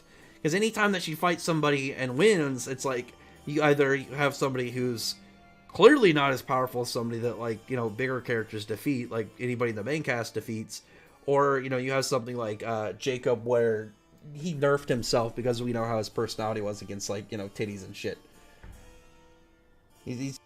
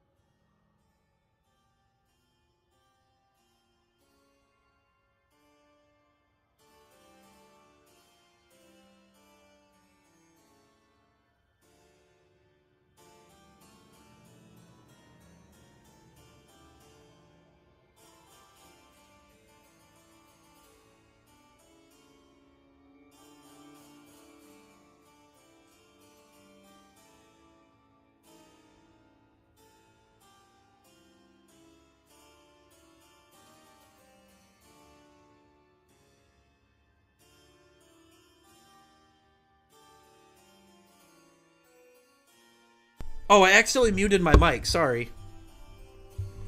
You guys hear me now? How long did I have my mic muted for?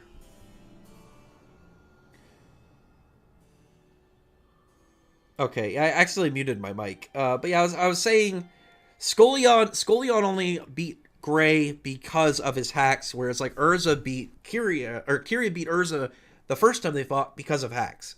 In an actual comparison of like where their stats were, as we saw obviously with Urza when she was able just to keep her eye closed, bypass the hypnosis, she was stronger than Kyria, and as we saw, like Kyria got no diffed by Laxus, while Urza was able to almost beat Laxus. Clearly, he's more powerful. I don't think Scullion would, like, if you didn't have the Ash ability, 3 minutes. Oh, 30 seconds. Okay.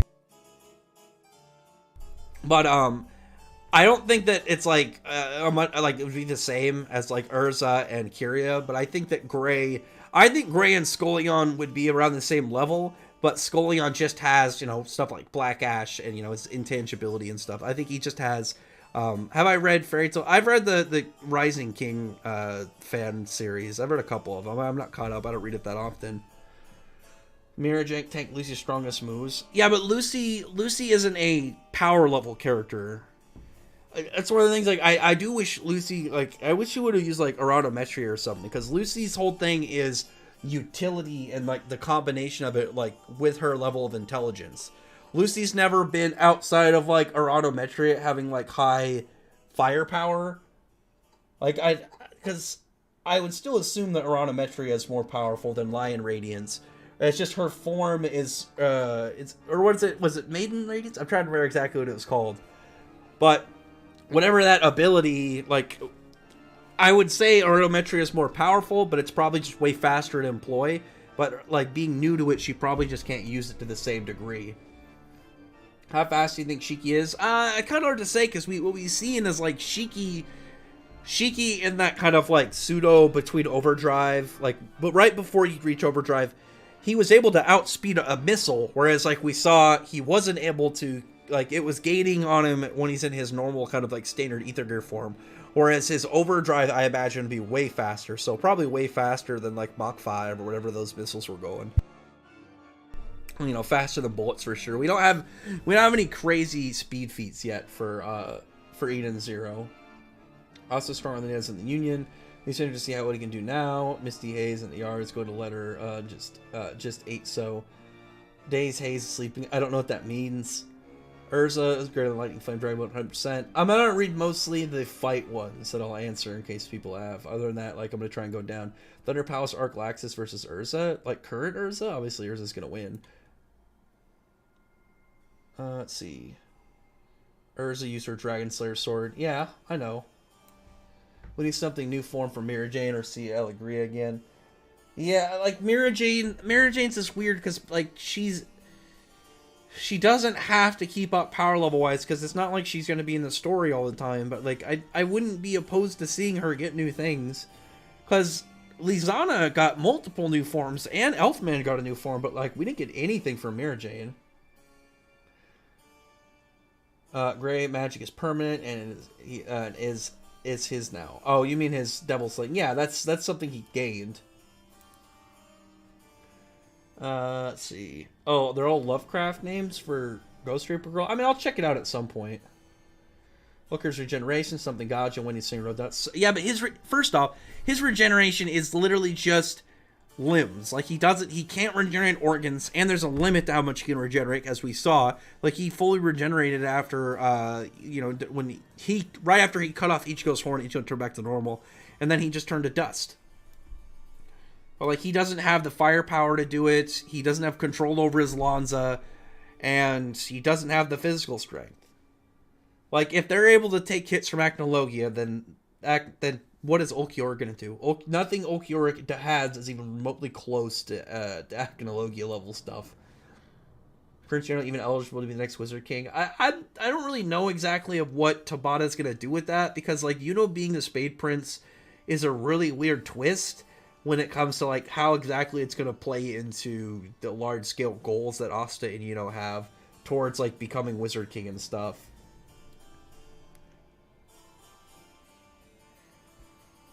What do you, like Yusuke, Hiei, Kurama, and Kuwabara? I don't really know. What do you mean, in like fights or?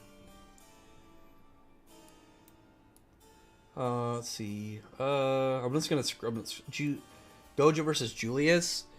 I kind of want to say Julius because Julius has precog and he doesn't have to get through the infinity to get to Satoru because he can just chronostasis him. But I mean, it really just depends on which who gets off a broken to power on the other first. I think is like the big thing. Like Julius definitely has better healing, and he has more like he has like a more casual one shot. But I think with his precog, being able to self heal, how fast he is, I feel like he could beat him, or at least lock him up to kind of get like a win. The domain expansion is the definite hard thing to deal with when it comes to Satoru, because like that hacks combined with his other hacks, unless you have something like Zeref where you're immortal, or have a means to stop it, it would be it's a very dangerous thing to have to deal with.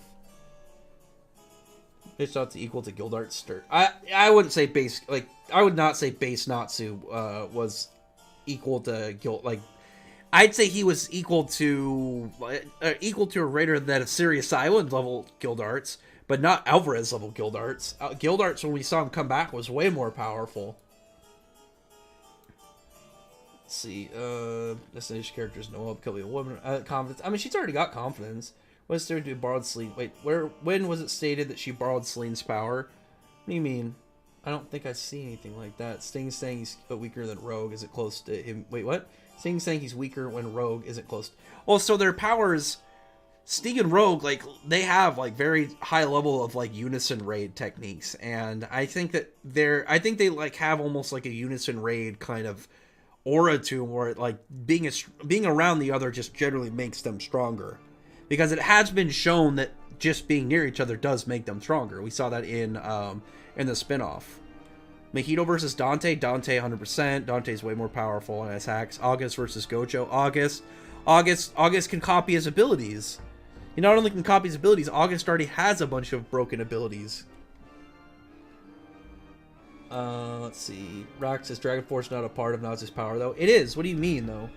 I'm saying though it's a form that Natsu has to go into. Like Natsu in his general state is not more powerful. But if you include that, because it's not something Natsu can kind of just pop into casually, it's kind of like how Dimension Slash was initially for Yami. It's something he can do, but it takes a lot out of him from what we've seen. It's his all-in move. And if you put Natsu in a spot where he does, Dragon Force and he doesn't succeed in taking his opponent down, then it's over. Fairy Tail Guild versus Stern Ritter, including Uryu. I mean, they should. Well, the Fairy Tail Guild itself, it's kind of hard unless you include like somebody broken enough to handle Yuha, because Yuha's the only person really that they're gonna have a lot of trouble with.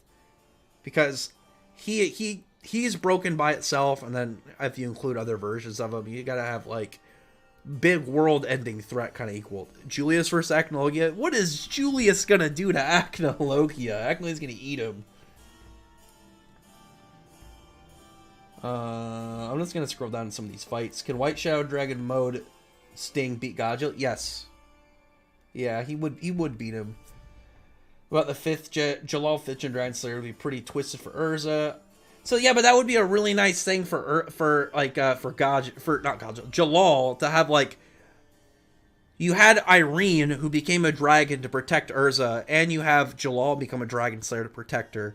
I think it would be kind of like a little poetic thing, and it would probably have, I think it would hold a lot of potential to have like Irene be like, I approve of Jalal kind of thing. You can have some really good moments, I think, with that, and I think it would work really well. So Natsu at full powers wins then. I think Natsu, when he goes, if he went all out and lands the hits on Gildarts or Laxus, he would beat them. Rex Turner is without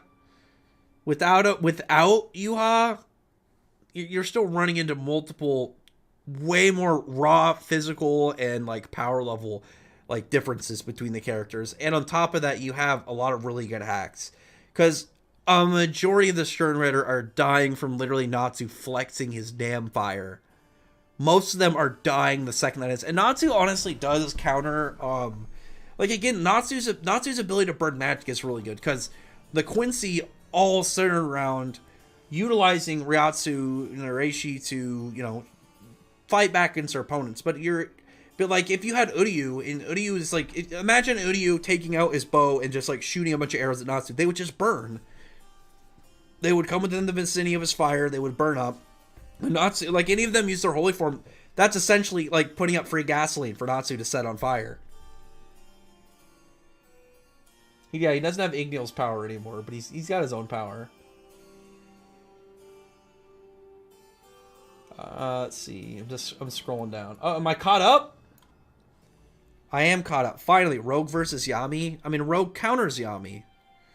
And it's hard to use a Slayer against somebody of the same element, just because they have that base kind of like having a base kind of like full counter, to where it's not even they can render their abilities weaker, they can get stronger by consuming these guys' abilities. Where did I saw Licht or Lumiere versus Natsu or Gray? I mean, Natsu and Gray stomp them. It's not a fight. Like, they're gonna completely dominate them. Against Guy versus Gray's friend Natsu. Wait, what? Gray's friend Natsu? Natsu's gonna beat the hell out of him. Is Rogue still garbage? Rogue is not garbage. The thing is, Sting and Rogue's characters work the best together. I am including Dragon Force when I talk about it, but the difference between Dragon Force comparing to Natsu's other forms is when Natsu enters Dragon Force, it's his last resort. He doesn't just enter Dragon Force at the start of a fight. And if he doesn't defeat his opponents with Dragon Force, then he's essentially gonna just be without magic and then lose. Aknole versus Asta. Aknole get backhands him. Mirror Gym for Scorpion. She reveals a bone demon. Ashes come from bones. So, Scorpion eats her. When he was quiet for a few minutes, the music was still playing. I thought you made it with stroke, or was I like? Oh, I just actually muted my mic. Dory from Rainmaster versus Yami. See, that's a lot closer, because like Dory has high to firepower. He's got like sword skills. He's got a high level of he's got broken abilities on top of it. That's actually a really good matchup. Because you have things like Dimension Slash, obviously, is a threat to Doryu. But then you have things like Weighted Darkness and Schwartz End for Yami. One of the things that would actually be really dangerous for Yami is the Twilight Sword, whatever it's called, because it wounds inflicted by it won't heal the same. I feel like you have, honestly, like a pretty even match right now. Yami does have key sensing, but I think with the level of just large scale AoE attacks that and curses that Doryu has, that Yami can that will kind of even out their their balance, and then just the differences that he can use in his powers, because he doesn't have just like straight darkness. Like, he's got other stuff like his lightning and whatnot, curses. He's got his gravity manipulation. I think that fight would actually be a lot more even. Itachi versus Jalal. Jalal scales way higher. He's way smarter, and he can just fly up and just drop Grand Chariot or Sema on Itachi. GG. Itachi's best stuff also destroys him if he uses it. Prime Licht versus Vonica. I feel like Licht Prime Licht I feel like would have a way to take him down. To take down Vonica, at least I think. But honestly, Shiki is giving Luffy a run for his money. He has the mobility and kind of like the weird way he fights stuff that mess with Luffy a little bit, but legitimately, Shiki right now does not have a good spot in a fight with Luffy, because Luffy should counter most of the stuff that he has offensively, because Shiki's gravity manipulation, you're getting hit by just the physical force of gravity. But, I mean, that's just going to kind of squish Luffy. I don't feel like that's going to do a lot to him, at least at the moment. Probably when we get further down. I think when we get further down Shiki's line, he's going to be way more powerful than Luffy. But right now, I'd still give it to Luffy. Monica's a bully. Deidara versus Jackal. Probably Jackal, because he outranges the hell out of Deidara. And he can directly hit somebody with explosions from afar. Whereas, If you put them against each other, Deidara has to send his clay bombs out to go get to his opponent. Jackal can blow them up midair. I think Jackal does have a pretty strong counter against Deidara. Bakugo versus Jackal. Jackal would fucking kill him.